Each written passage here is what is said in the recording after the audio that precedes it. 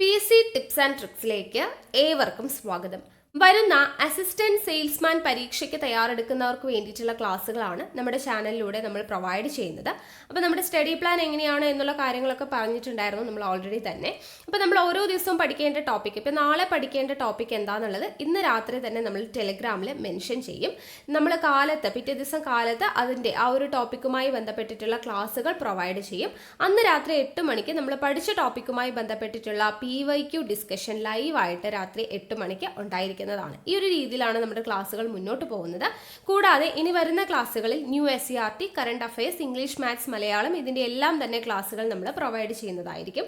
അപ്പോൾ ഇത്രയും ദിവസം തന്നെ നല്ല രീതിയിൽ തന്നെയാണ് നമ്മുടെ ക്ലാസ്സുകളും PYQ ഡിസ്കഷൻ സെഷനും എല്ലാം മുന്നോട്ട് പോയിക്കൊണ്ടിരിക്കുന്നത്, വളരെ ആക്റ്റീവായിട്ട്. അപ്പോൾ കൃത്യമായിട്ട് നമ്മളെ ഫോളോ ചെയ്യുന്ന പിള്ളേരാണ് എന്നുണ്ടെങ്കിൽ നിങ്ങൾക്ക് തീർച്ചയായിട്ടും നല്ലൊരു റാങ്കിലോട്ട് എത്താൻ വേണ്ടി പറ്റും. നമ്മുടെ കഴിഞ്ഞ LDC 2024 നമ്മൾ ഇതുപോലൊരു സീരീസ് സ്റ്റാർട്ട് ചെയ്തിട്ട് കൃത്യമായിട്ട് എല്ലാവരും ഫോളോ ചെയ്തിട്ടുണ്ടായിരുന്നു. അതിൻ്റെ റിസൾട്ട് എല്ലാവർക്കും കിട്ടിയിട്ടുണ്ട്. നമ്മളെ കൃത്യമായിട്ട് അവസാനം വരെ ഫോളോ ചെയ്ത് പഠിച്ച എല്ലാവരും തന്നെ മെയിൻ ലിസ്റ്റിൽ ഉൾപ്പെട്ടിട്ടുണ്ട്. അപ്പം നിങ്ങൾക്കും അസിസ്റ്റന്റ് സെയിൽസ്മാൻ എന്ന് പറയുന്ന പരീക്ഷ എഴുതി നല്ലൊരു റാങ്കിലോട്ട് എത്താൻ വേണ്ടി നമ്മൾ ഹെൽപ്പ് ചെയ്യും. അപ്പോൾ കൃത്യമായിട്ട് ഫോളോ ചെയ്യുക. അതിനാദ്യം തന്നെ നിങ്ങൾ ടെലിഗ്രാമിൽ ജോയിൻ ചെയ്യണേ. ടെലിഗ്രാമിലാണ് നമ്മൾ ഓരോ ദിവസവും പഠിക്കേണ്ട ടോപ്പിക്ക് കൊടുക്കുന്നത്. പിന്നെ നമ്മൾ പഠിച്ച ടോപ്പിക്കുമായി ബന്ധപ്പെട്ടിട്ടുള്ള പോൾസ് നിങ്ങൾക്ക് അറ്റൻഡ് ചെയ്യാൻ പറ്റുന്നതും ടെലിഗ്രാമിലൂടെയാണ്. സോ ടെലിഗ്രാമിന്റെ ലിങ്ക് ഞാൻ താഴെ ഡിസ്ക്രിപ്ഷൻ ബോക്സിലും കമന്റ് ബോക്സിൽ ഫസ്റ്റ് കമന്റ് ആയിട്ട് കൊടുത്തിട്ടുണ്ട്. ജോയിൻ ചെയ്യാത്തവരുണ്ടെങ്കിൽ ജോയിൻ ചെയ്യുക. അപ്പോൾ ഇന്ന് നമുക്ക് പഠിക്കേണ്ട ടോപ്പിക് എന്തൊക്കെയായിരുന്നു? ലിസ്റ്റുകൾ, അതുപോലെ തന്നെ മൗലിക കടമകൾ. ഈ രണ്ട് ടോപ്പിക്കാണ്, ചെറിയ ചെറിയ ടോപ്പിക്കാണ്. ലിസ്റ്റുകളും മൗലിക കടമകളും ഇതുമായി ബന്ധപ്പെട്ട ക്ലാസ്സുകളാണ് നമ്മൾ ഇന്ന് നോക്കുന്നത്. അപ്പോൾ 2 ക്ലാസ്സും കാണുക, നോട്ട് തയ്യാറാക്കുക, പഠിക്കുക. രാത്രി 8 മണിക്ക് ഈ 2 ടോപ്പിക്കിൽ നിന്നുള്ള മുൻവർഷ ചോദ്യങ്ങളുടെ ഡിസ്കഷൻ ഉണ്ടായിരിക്കും. മുൻവർഷ ചോദ്യങ്ങൾ എന്ന് പറയുമ്പോൾ PSC ഏറ്റവും റീസെന്റ് ആയിട്ടുള്ള ചോദിച്ചിട്ടുള്ള ചോദ്യങ്ങൾ ഉൾപ്പെടെ നമ്മുടെ അസിസ്റ്റന്റ് സെയിൽസ്മാൻ, അതുപോലെ തന്നെ ആ പരീക്ഷയുമായി ബന്ധപ്പെട്ട അതേ സിലബസ് പ്രകാരം നടന്നിട്ടുള്ള പരീക്ഷകളിലെ മുഴുവൻ ചോദ്യങ്ങളും നമ്മൾ സെലക്ട് ചെയ്തെടുത്തിട്ടുണ്ട്. അപ്പോൾ ക്ലാസ് കണ്ട് നോട്ട്സ് തയ്യാറാക്കി പഠിച്ച് PYQ കൂടെ നിങ്ങൾ അറ്റൻഡ് ചെയ്യുമ്പോഴത്തേക്കും ഒരു ടോപ്പിക്ക് നിങ്ങളുടെ മനസ്സിൽ തറവായിട്ടുണ്ടാവും. ഓക്കെ, അപ്പോൾ ആ ഒരു രീതിയിൽ തന്നെ പഠിച്ചു പോവുക. നമുക്ക് ഒട്ടും വൈകാതെ തന്നെ ഇന്നത്തെ ക്ലാസ്സിലോട്ട് കടക്കാം. എന്താണ് മൗലിക കടമകൾ? മൗലിക കടമകൾ എന്ന് പറയുമ്പോൾ ഫണ്ടമെന്റൽ ഡ്യൂട്ടീസ് അല്ലേ, ഫണ്ടമെന്റൽ ഡ്യൂട്ടീസ് ആണ് മൗലിക കടമകൾ എന്ന് പറയുന്നത്. നമുക്കറിയാം 1950 ജനുവരി 26 നമ്മുടെ ഭരണഘടന നിലവിൽ വരുന്നത്. നമ്മൾ പഠിച്ചു 1950 ജനുവരി 26 നമ്മുടെ ഭരണഘടന നിലവിൽ വരുന്നത്. ആ സമയത്ത് നമ്മുടെ ഈ മൗലിക കടമകൾ എന്ന് പറയുന്നത് നമ്മുടെ ഭരണഘടനയിൽ ഉണ്ടായിരുന്നില്ല, പിന്നീട് കൂട്ടിച്ചേർത്തതാണ്. നമ്മൾ പഠിച്ചിട്ടുണ്ട്, ഭരണഘടനയിലേക്ക് പുതിയൊരു കാര്യം കൂട്ടിച്ചേർക്കുകയോ അല്ലെങ്കിൽ നിലവിലുള്ള കാര്യം റദ്ദാക്കുകയോ ചെയ്യണമെങ്കിൽ ഒരു ഭേദഗതിയിലൂടെ പറ്റത്തുള്ളൂ അല്ലേ. അപ്പം അതുപോലെ ഇന്ത്യൻ ഭരണഘടന നിലവിൽ വരുമ്പോൾ മൗലിക കടമകൾ ഉണ്ടായിരുന്നില്ല, പിന്നീട് കൂട്ടിച്ചേർത്തു എന്ന് പറഞ്ഞു. ആ കൂട്ടിച്ചേർക്കുന്നതിന് വേണ്ടിയിട്ടുള്ള ഭേദഗതിയാണ് 42ാം ഭേദഗതി. 1976 42ാം ഭേദഗതിയിലൂടെയാണ് മൗലിക കടമകൾ നമ്മുടെ ഇന്ത്യൻ ഭരണഘടനയിൽ കൂട്ടിച്ചേർക്കുന്നത്. ഭാഗം, ഇന്ത്യൻ ഭരണഘടനയിൽ മൗലിക കടമകളെ കുറിച്ച് പ്രതിപാദിക്കുന്ന ഭാഗം എത്രയാ? ഭാഗം 4A. ഭാഗം 4A ആണ്. ഇതെല്ലാം ചോദ്യമാണ് കേട്ടോ. ഭാഗം 4A ആർട്ടിക്കിൾ ചോദിച്ചു കഴിഞ്ഞാൽ 51A. ഭാഗം 4A ആർട്ടിക്കിൾ 51A മൗലിക കടമകളെ കുറിച്ച് നമ്മുടെ ഇന്ത്യൻ ഭരണഘടനയിൽ പ്രതിപാദിക്കുന്നത്. ഇനി ഈ മൗലിക കടമകൾ എന്ന് പറയുന്ന ആശയം നമ്മൾ കടമെടുത്തിട്ടുള്ളത് എവിടെ നിന്നാ? മുൻ സോവിയറ്റ് യൂണിയനിൽ നിന്നുമാണ്, അല്ലെങ്കിൽ USSRൽ നിന്നുമാണ്, അല്ലെങ്കിൽ റഷ്യയിൽ നിന്നുമാണ് നമ്മൾ മൗലിക കടമകൾ എന്ന് പറയുന്ന ആശയം കടമെടുത്തിട്ടുള്ളത്.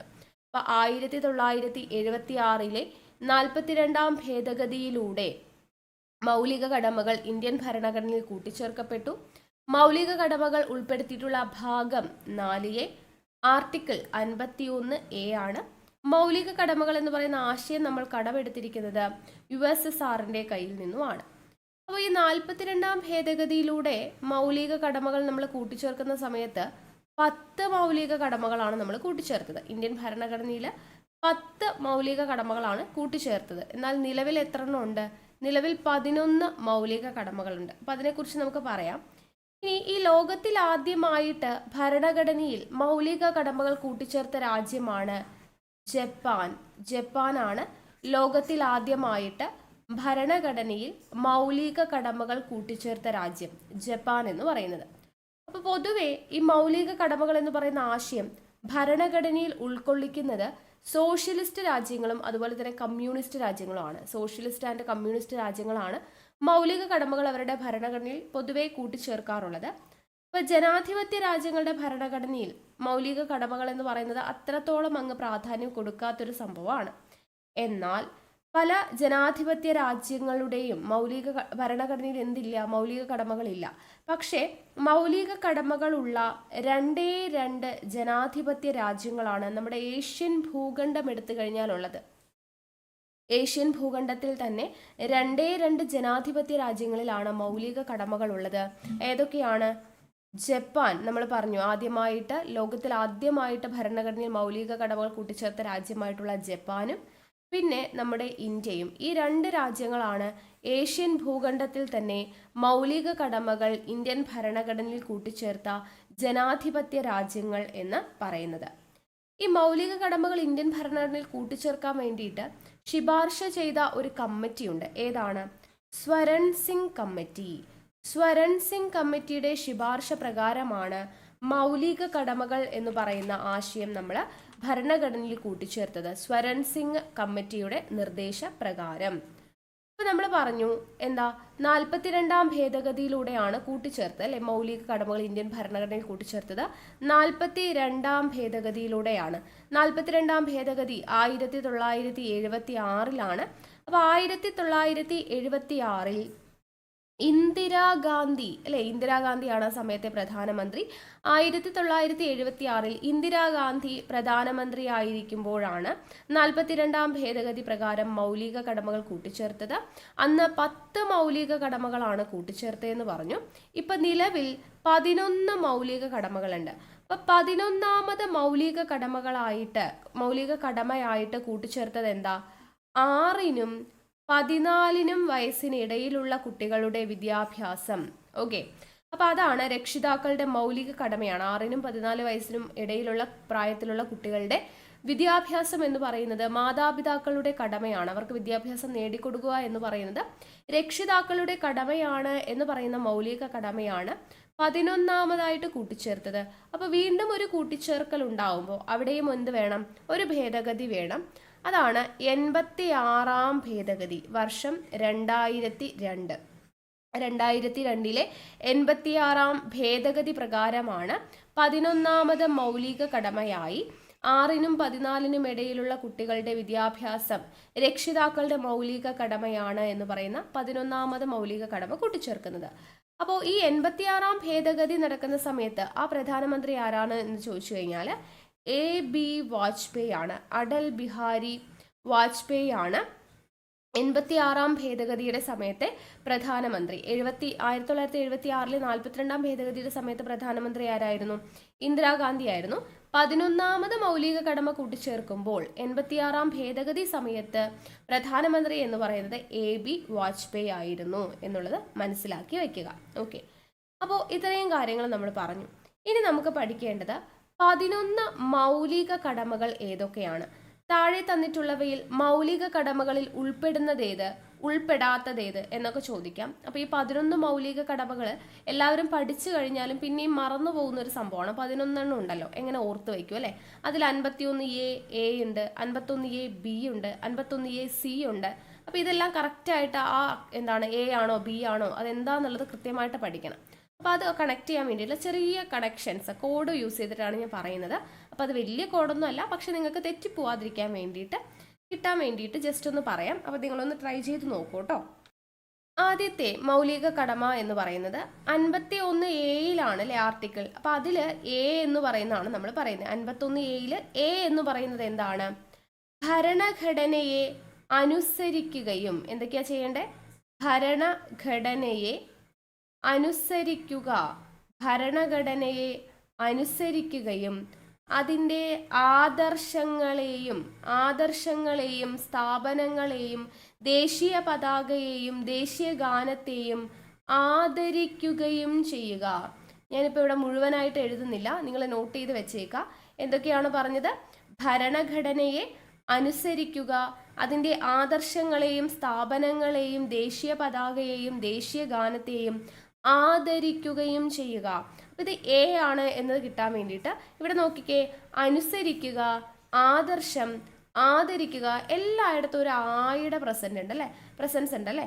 അപ്പോൾ ഇംഗ്ലീഷിൽ നമ്മൾ ഫസ്റ്റ് ലെറ്റർ എന്ന് പറയുന്നത് എ ആണ്, അതേപോലെ മലയാളത്തിലാണെങ്കിൽ എയുടെ പകരം ആയാണ് അല്ലേ. അപ്പോൾ ആയും എയും കൂടെ ഒന്ന് നിങ്ങൾ കണക്ട് ചെയ്ത് കഴിഞ്ഞാൽ എ എന്ന് പറയുമ്പോൾ തന്നെ നമുക്ക് അനുസരിക്കുക, ആദർശം, ആദരിക്കുക എന്നുള്ള വേർഡ്സിലോട്ട് എത്താലോ. അപ്പോൾ 51 എ പറയുന്നത് എന്താണ്?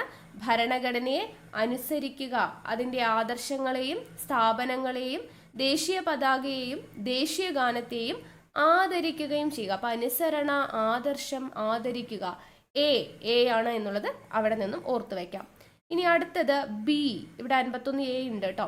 ബി എന്ന് പറയുന്നത് എന്താണ്? സ്വാതന്ത്ര്യത്തിനു വേണ്ടിയുള്ള നമ്മുടെ ദേശീയ സമരത്തിന് പ്രചോദനം നൽകിയ മഹനീയ ആദർശങ്ങളെ പരിപോഷിപ്പിക്കുകയും പിന്തുടരുകയും ചെയ്യുക. സ്വാതന്ത്ര്യത്തിനു വേണ്ടിയുള്ള എന്നതാണ് തുടങ്ങുന്നത് കേട്ടോ. ബി എങ്ങനെയാണ് തുടങ്ങുന്നത്? സ്വാതന്ത്ര്യത്തിനു വേണ്ടിയുള്ള നമ്മുടെ ദേശീയ സമരത്തിന് പ്രചോദനം നൽകിയ മഹനീയ ആദർശങ്ങളെ പരിപോഷിപ്പിക്കുകയും പിന്തുടരുകയും ചെയ്യുക. അപ്പോൾ ഈ സ്വാതന്ത്ര്യത്തിന് വേണ്ടിയുള്ള നമ്മുടെ ദേശീയ സമരത്തിന് എന്നുള്ള ഈ ഒരു ഇത് നമുക്ക് ബി ആണെന്ന് കിട്ടണം അല്ലേ. അപ്പോൾ അതിന് വേണ്ടിയിട്ട് ഞാൻ പറയുന്ന ഒരു കണക്ഷൻ എന്ന് പറയുന്നത്, ബി എന്ന് പറയുമ്പോൾ നമുക്ക് ബി ഫോർ ബ്രിട്ടീഷ് എന്നെടുക്കാം. ഓക്കെ, ബി ഫോർ ബ്രിട്ടീഷ് എന്നെടുത്തു കഴിഞ്ഞാൽ നമ്മുടെ സ്വാതന്ത്ര്യത്തിന് വേണ്ടിയുള്ള, സ്വാതന്ത്ര്യം എന്ന് പറയുന്നത് ബ്രിട്ടീഷുകാരുടെ കയ്യിൽ നിന്നുമാണല്ലേ നമ്മൾ വാങ്ങിച്ചത്. അപ്പോൾ ബ്രിട്ടീഷുകാരുടെ കയ്യിൽ നിന്നുള്ള സ്വാതന്ത്ര്യത്തിന് വേണ്ടി എന്നുള്ള രീതിയിൽ ഓർത്തു കഴിഞ്ഞാൽ ബി ഫോർ ബ്രിട്ടീഷ്, ബ്രിട്ടീഷുകാരുടെ കയ്യിൽ നിന്നുള്ള സ്വാതന്ത്ര്യത്തിന് വേണ്ടി എന്നുള്ള രീതിയിൽ ഓർക്കാം. അപ്പോൾ സ്വാതന്ത്ര്യത്തിന് വേണ്ടിയുള്ള നമ്മുടെ ദേശീയ സമരത്തിന് പ്രചോദനം നൽകിയ മഹനീയ ആദർശങ്ങളെ പരിപോഷിപ്പിക്കുകയും പിന്തുടരുകയും ചെയ്യുക എന്നുള്ളതാണ് ബി. ഇനി അടുത്തത് സി. സി എന്ന് പറയുന്നത് എന്താണ്? നമ്മുടെ ഭാരതത്തിൻ്റെ പരമാധികാരവും ഐക്യവും അഖണ്ഡതയും നിലനിർത്തുക, സംരക്ഷിക്കുക. ഭാരതത്തിൻ്റെ പരമാധികാരവും ഐക്യവും അഖണ്ഡതയും നിലനിർത്തുകയും സംരക്ഷിക്കുകയും ചെയ്യുക എന്നതാണ് സി. അപ്പൊ സി എന്ന് പറയുമ്പോൾ നിങ്ങൾ ഇങ്ങനെ ആലോചിക്കുക, സി ഫോർ കൺട്രി. കൺട്രി എന്ന് പറയുമ്പോൾ നമ്മുടെ കൺട്രി ഏതാ? ഭാരതം അല്ലെങ്കിൽ ഇന്ത്യയാണല്ലേ. നമ്മുടെ കൺട്രി എന്ന് പറയുന്നത് ഭാരതം ആണ്. അപ്പോൾ സി ഫോർ കൺട്രി, നമ്മുടെ കൺട്രിയുടെ, നമ്മുടെ ഭാരതത്തിൻ്റെ പരമാധികാരം, ഐക്യം, അഖണ്ഡത ഇതെല്ലാം നിലനിർത്തുകയും കാത്തു സംരക്ഷിക്കുകയും ചെയ്യുക. ഓക്കെ, കിട്ടിയല്ലോ. ഇനി ഡി എന്ന് പറയുന്നത് എന്താണ്? ഡി എന്ന് പറയുന്നത് രാജ്യത്തെ കാത്തു സൂക്ഷിക്കുകയും ദേശീയ സേവനം അനുഷ്ഠിക്കാൻ ആവശ്യപ്പെടുമ്പോൾ അനുഷ്ഠിക്കുകയും ചെയ്യുക. അപ്പോൾ ദേശീയ സേവനം അനുഷ്ഠിക്കുക എന്നുള്ളതാണ് ഇവിടെ ഓർക്കേണ്ടത്. രാജ്യത്തെ നമ്മൾ കാത്തു സൂക്ഷിക്കണം, ദേശീയ സേവനം അനുഷ്ഠിക്കുവാൻ ആവശ്യപ്പെടുമ്പോൾ അനുഷ്ഠിക്കുകയും ചെയ്യണം. അപ്പോൾ ദേശീയ സേവനം എന്ന് പറയുമ്പോൾ നമ്മൾ നമ്മുടെ രാജ്യത്തിന് വേണ്ടി എന്തെങ്കിലുമൊക്കെ സേവനങ്ങൾ ചെയ്യണം എന്നാണ് പറയുന്നത്. അപ്പോൾ ഇവിടെ ഡി എന്ന് പറയുന്നത് നമുക്ക് ഇങ്ങനെ എടുക്കാം, ഡു ഫോർ അവർ നേഷൻ അല്ലെങ്കിൽ ഡു ഫോർ ദി നേഷൻ. നമ്മുടെ നേഷന് വേണ്ടി നമ്മൾ എന്തെങ്കിലുമൊക്കെ കാര്യങ്ങൾ, സേവനങ്ങൾ ചെയ്യണം എന്നാണ് പറയുന്നത്. അപ്പോൾ ദേശീയ സേവനം ചെയ്യണം. ഡി എന്ന് പറയുന്നത് ഡു ഫോർ ദി നേഷൻ എന്നുള്ള രീതിയിൽ ഓർത്തിരിക്കാം. അപ്പോൾ എന്താണ്? രാജ്യത്തെ കാത്തു സൂക്ഷിക്കുകയും ദേശീയ സേവനം അനുഷ്ഠിക്കുവാൻ ആവശ്യപ്പെടുമ്പോൾ അനുഷ്ഠിക്കുകയും ചെയ്യുക. ഇനി അടുത്തത് ഇ ആണ് പറയുന്നത്. ഇ എന്ന് പറയുന്നത് എന്താ? മതപരവും ഭാഷാപരവും പ്രാദേശികവും വിഭാഗീയവുമായ വൈവിധ്യങ്ങൾക്കതീതമായി ഭാരതത്തിലെ എല്ലാ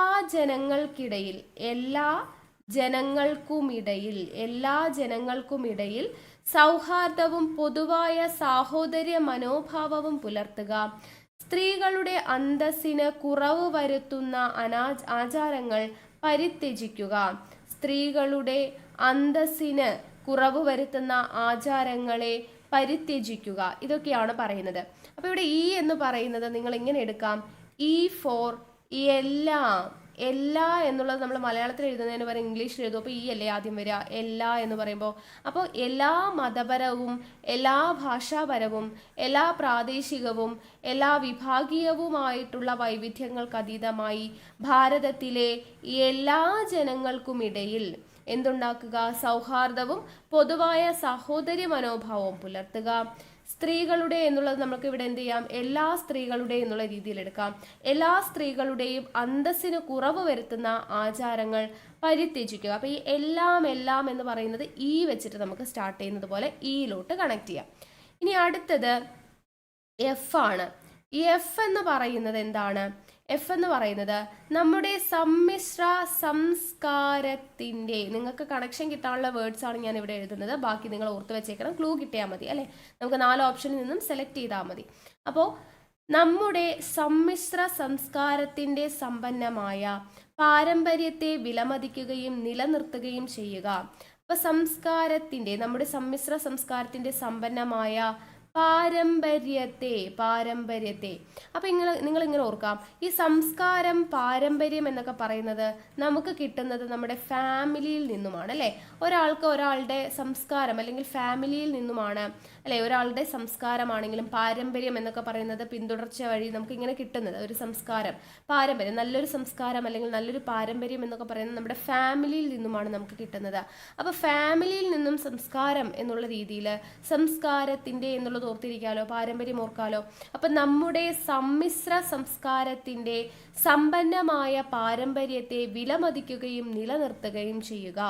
ഓക്കെ, അടുത്തത് ജി എന്ന് പറയുന്നത് വനങ്ങൾ, അതുപോലെ തടാകങ്ങൾ,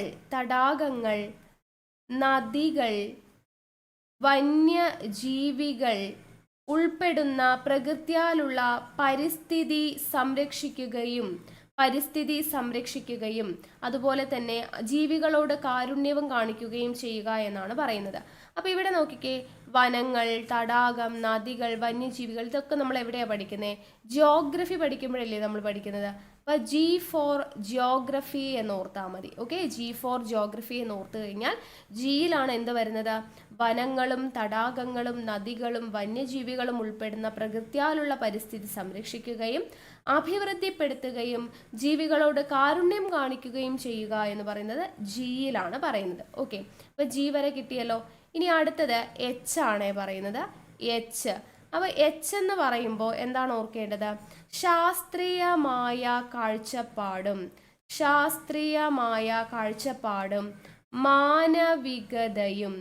മാനവികതയും അന്വേഷണത്തിനും പരിഷ്കരണത്തിനുമുള്ള മനോഭാവവും വികസിപ്പിക്കുക. അപ്പോൾ ശാസ്ത്രീയമായ കാഴ്ചപ്പാട്, മാനവികത, ഇത് രണ്ടുമാണ് ഇവിടെ ഹൈലൈറ്റ്. അപ്പോൾ ഇത് ഓർക്കാൻ വേണ്ടിയിട്ട് നമുക്ക് എങ്ങനെ ഓർക്കാം? ശാസ്ത്രീയം എന്നൊക്കെ പറയുമ്പോൾ നമുക്ക് ഹൈടെക് എന്നുള്ള രീതിയിൽ ജസ്റ്റ് ഒന്ന് ഓർക്കാം. ഹൈടെക്. മാനവികത എന്ന് പറയുമ്പോൾ മാനവൻ, മനുഷ്യൻ എന്നുള്ള രീതിയിൽ ഹ്യൂമാനിറ്റി അല്ലെങ്കിൽ ഹ്യൂമൻ എന്നുള്ളത് ഓർക്കാലോ. അപ്പോൾ ഹൈടെക് ഹ്യൂമൻ എന്ന് ഓർത്തോളൂ, എച്ച് വെച്ചിട്ടാണ്. അപ്പോൾ എച്ചിലാണ് എന്ത് വരുന്നത്? ശാസ്ത്രീയമായ കാഴ്ചപ്പാടും മാനവികതയും അന്വേഷണത്തിനും പരിഷ്കരണത്തിനുമുള്ള മനോഭാവവും വികസിപ്പിക്കുക. ഹൈടെക് ഹ്യൂമൻ എന്ന് ഓർത്തിരിക്കുക. അടുത്തത് ഐ ആണ്.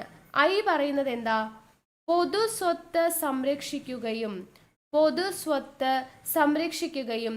അക്രമം ഉപേക്ഷിക്കുകയും ചെയ്യുക. പൊതുസ്വത്ത് സംരക്ഷിക്കുകയും അക്രമം ഉപേക്ഷിക്കുകയും ചെയ്യുക. എങ്ങനെ നമുക്ക് ഓർക്കാം? ഈ സ്വത്ത് തർക്കമൊക്കെ ഉണ്ടാവുന്ന സമയത്ത് നമ്മൾ പാർട്ടീഷനൊക്കെ ചെയ്യാറുണ്ട് അല്ലേ. അപ്പോൾ പാർട്ടീഷനൊക്കെ ചെയ്യുന്ന സമയത്ത് എന്താണ്, ഭയങ്കര അക്രമങ്ങളൊക്കെ നടക്കാറുണ്ട്. അപ്പോൾ ഈ അക്രമമൊക്കെ ചെയ്യുന്നത് ഐ എന്ന് പറയുന്ന ഞാനാണ് എന്നുള്ള രീതിയിലോ, അല്ലെങ്കിൽ നമ്മൾ ഈ സ്വത്തൊക്കെ പാർട്ടീഷൻ ചെയ്യുന്ന സമയത്ത് ഐയുടെ ഷേപ്പിലുള്ള ഈ ഒരു പോസ്റ്റ് കാലൊക്കെ ഉപയോഗിച്ചിട്ട് നമ്മൾ എന്ത് ചെയ്യാറുണ്ട്? പാർട്ടീഷൻ ചെയ്യുമ്പോൾ അതിലൊക്കെ വെക്കാൻ വേണ്ടിയിട്ട് നമ്മളിത് ഇങ്ങനെ ഒരു പോസ്റ്റൊക്കെ വെക്കാറുണ്ട് അല്ലേ, ഒരു കാലൊക്കെ വെക്കാറുണ്ട്. അപ്പോൾ ഒരു ഐയുടെ ഷേപ്പിലാണത് അല്ലേ. അപ്പോൾ പൊതു സ്വത്ത് എന്നുള്ള രീതിയിൽ സ്വത്തിനൊക്കെ പാർട്ടീഷൻ ചെയ്യുമ്പോഴാണ് ഐയുടെ പോലത്തെ പോസ്റ്റൊക്കെ വെക്കുക. അല്ലെങ്കിൽ നമ്മൾ അക്രമം കാണിക്കുന്നത് നമ്മളാണ്, ഐ ആണെന്നുള്ള രീതിയിൽ, ഞാനാണെന്നുള്ള രീതിയിലൊക്കെ ജസ്റ്റ് ഒന്ന് കണക്ട് ചെയ്യാം.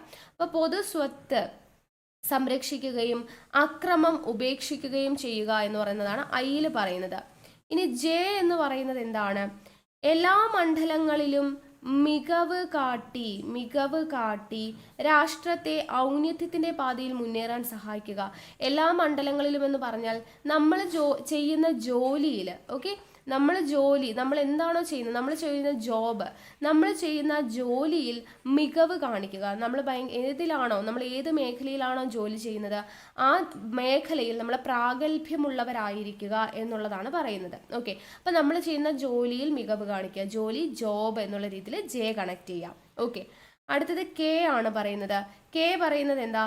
6-നും 14 വയസ്സിനും ഇടയിലുള്ള കുട്ടികൾക്ക് വിദ്യാഭ്യാസത്തിനുള്ള സൗകര്യം ഒരുക്കുക. 6-നും 14 വയസ്സിന് ഇടയിലുള്ള കുട്ടികൾക്ക് വിദ്യാഭ്യാസം. അപ്പോൾ ഇവിടെ നമുക്ക് ഒന്നുകിൽ കുട്ടി എന്നുള്ള KUTTY, കുട്ടി കെ ആണെന്ന് ഓർക്കാം, ഇല്ലെങ്കിൽ വിദ്യാഭ്യാസം, അറിവ് എന്നുള്ള രീതിയിൽ, നോളേജ് എന്നുള്ള രീതിയിൽ നമുക്ക് കെ ഓർക്കാം. അപ്പം കെ ആണെങ്കിൽ, കുട്ടിയാണെങ്കിലും നോളേജ് ആണെങ്കിലും കെ എന്നുള്ളത് നമുക്ക് എന്ത് ചെയ്യാം? 6-നും 14 വയസ്സിനും ഇടയിലുള്ള കുട്ടികൾക്കുള്ള വിദ്യാഭ്യാസം എന്നുള്ളത് ഓർത്തിരിക്കാം. ഓക്കെ, അപ്പോൾ ഇതാണ് നമ്മുടെ 11 മൗലിക കടമകൾ. അപ്പോൾ ഇനി നിങ്ങൾ ആരും മറക്കത്തില്ല എന്ന് വിശ്വസിക്കുന്നു. അപ്പോൾ ആദ്യം മുതൽ ഒന്നുകൂടെ പറയാം. 51A എന്ന് പറയുമ്പോൾ നമ്മൾ എന്താ ഓർക്കേണ്ടത്? അനുസരണ, ആദർശം, ആദരിക്കുക എന്നുള്ളതൊക്കെ ഓർക്കാം. A for A എന്നുള്ള രീതിയിൽ. B എന്ന് പറയുമ്പോൾ ബ്രിട്ടീഷുകാരുടെ കയ്യിൽ നിന്നുള്ള സ്വാതന്ത്ര്യത്തിനു വേണ്ടി എന്നുള്ള രീതിയിൽ ഓർക്കുക. ബ്രിട്ടീഷുകാരുടെ കയ്യിൽ നിന്നുള്ള സ്വാതന്ത്ര്യത്തിനു വേണ്ടി. സി എന്ന് പറയുമ്പോൾ കൺട്രി ഓർക്കുക. നമ്മുടെ കൺട്രിയുടെ പരമാധികാരം, അതായത് നമ്മുടെ ഭാരതത്തിന്റെ പരമാധികാരം, ഐക്യം, അഖണ്ഡത. ഡി എന്ന് പറയുമ്പോൾ ഡു ഫോർ ദി നേഷൻ, അല്ലെ, നമ്മൾ ദേശീയ സേവനം അനുഷ്ഠിക്കുക. പിന്നെ ഇ എന്ന് പറയുമ്പോൾ എല്ലാ എന്നുള്ള രീതിയിൽ, എല്ലാ മതപരവും ഭാഷാപരവും പ്രാദേശികവും വിഭാഗീയവുമായിട്ടുള്ള എന്നുള്ള രീതിയിലും, അതുപോലെ എല്ലാ ജനങ്ങൾക്കുമിടയിൽ സാഹോദര്യം, എല്ലാ സ്ത്രീകളുടെയും അന്തസ്സ് കുറവ് വരുത്തുന്ന ആചാരങ്ങൾ പരിത്യജിക്കുക. അപ്പോൾ ഇ ഫോർ എല്ലാ എന്നുള്ള രീതിയിൽ ഓർത്തു. എഫ് എന്ന് പറയുന്നത് എന്തായിരുന്നു? എഫ് എന്ന് പറയുന്നത് സംസ്കാരം, അല്ലെ, പാരമ്പര്യം എന്നൊക്കെ നമ്മൾ പറഞ്ഞു. അതായത് നമ്മുടെ സമ്മിശ്ര സംസ്കാരത്തിന്റെ സമ്പന്നമായ പാരമ്പര്യത്തെ, അപ്പോൾ സംസ്കാരവും പാരമ്പര്യവും ഒക്കെ നമുക്ക് കിട്ടുന്നത് നമ്മുടെ ഫാമിലിയിൽ നിന്നുമാണ്. ഇനി ജി എന്ന് പറയുമ്പോൾ നമ്മൾ ഓർക്കേണ്ടത് ജിയോഗ്രഫിയാണ്. ജിയോഗ്രഫി എന്ന് പറയുമ്പോൾ വനങ്ങൾ, തടാകങ്ങൾ, നദികൾ, വന്യജീവികൾ ഇതെല്ലാം ഉൾപ്പെടുന്ന പരിസ്ഥിതി സംരക്ഷിക്കുക, അഭിവൃദ്ധിപ്പെടുത്തുക. ദെൻ എച്ച് എന്ന് പറയുമ്പോൾ എന്താണ്?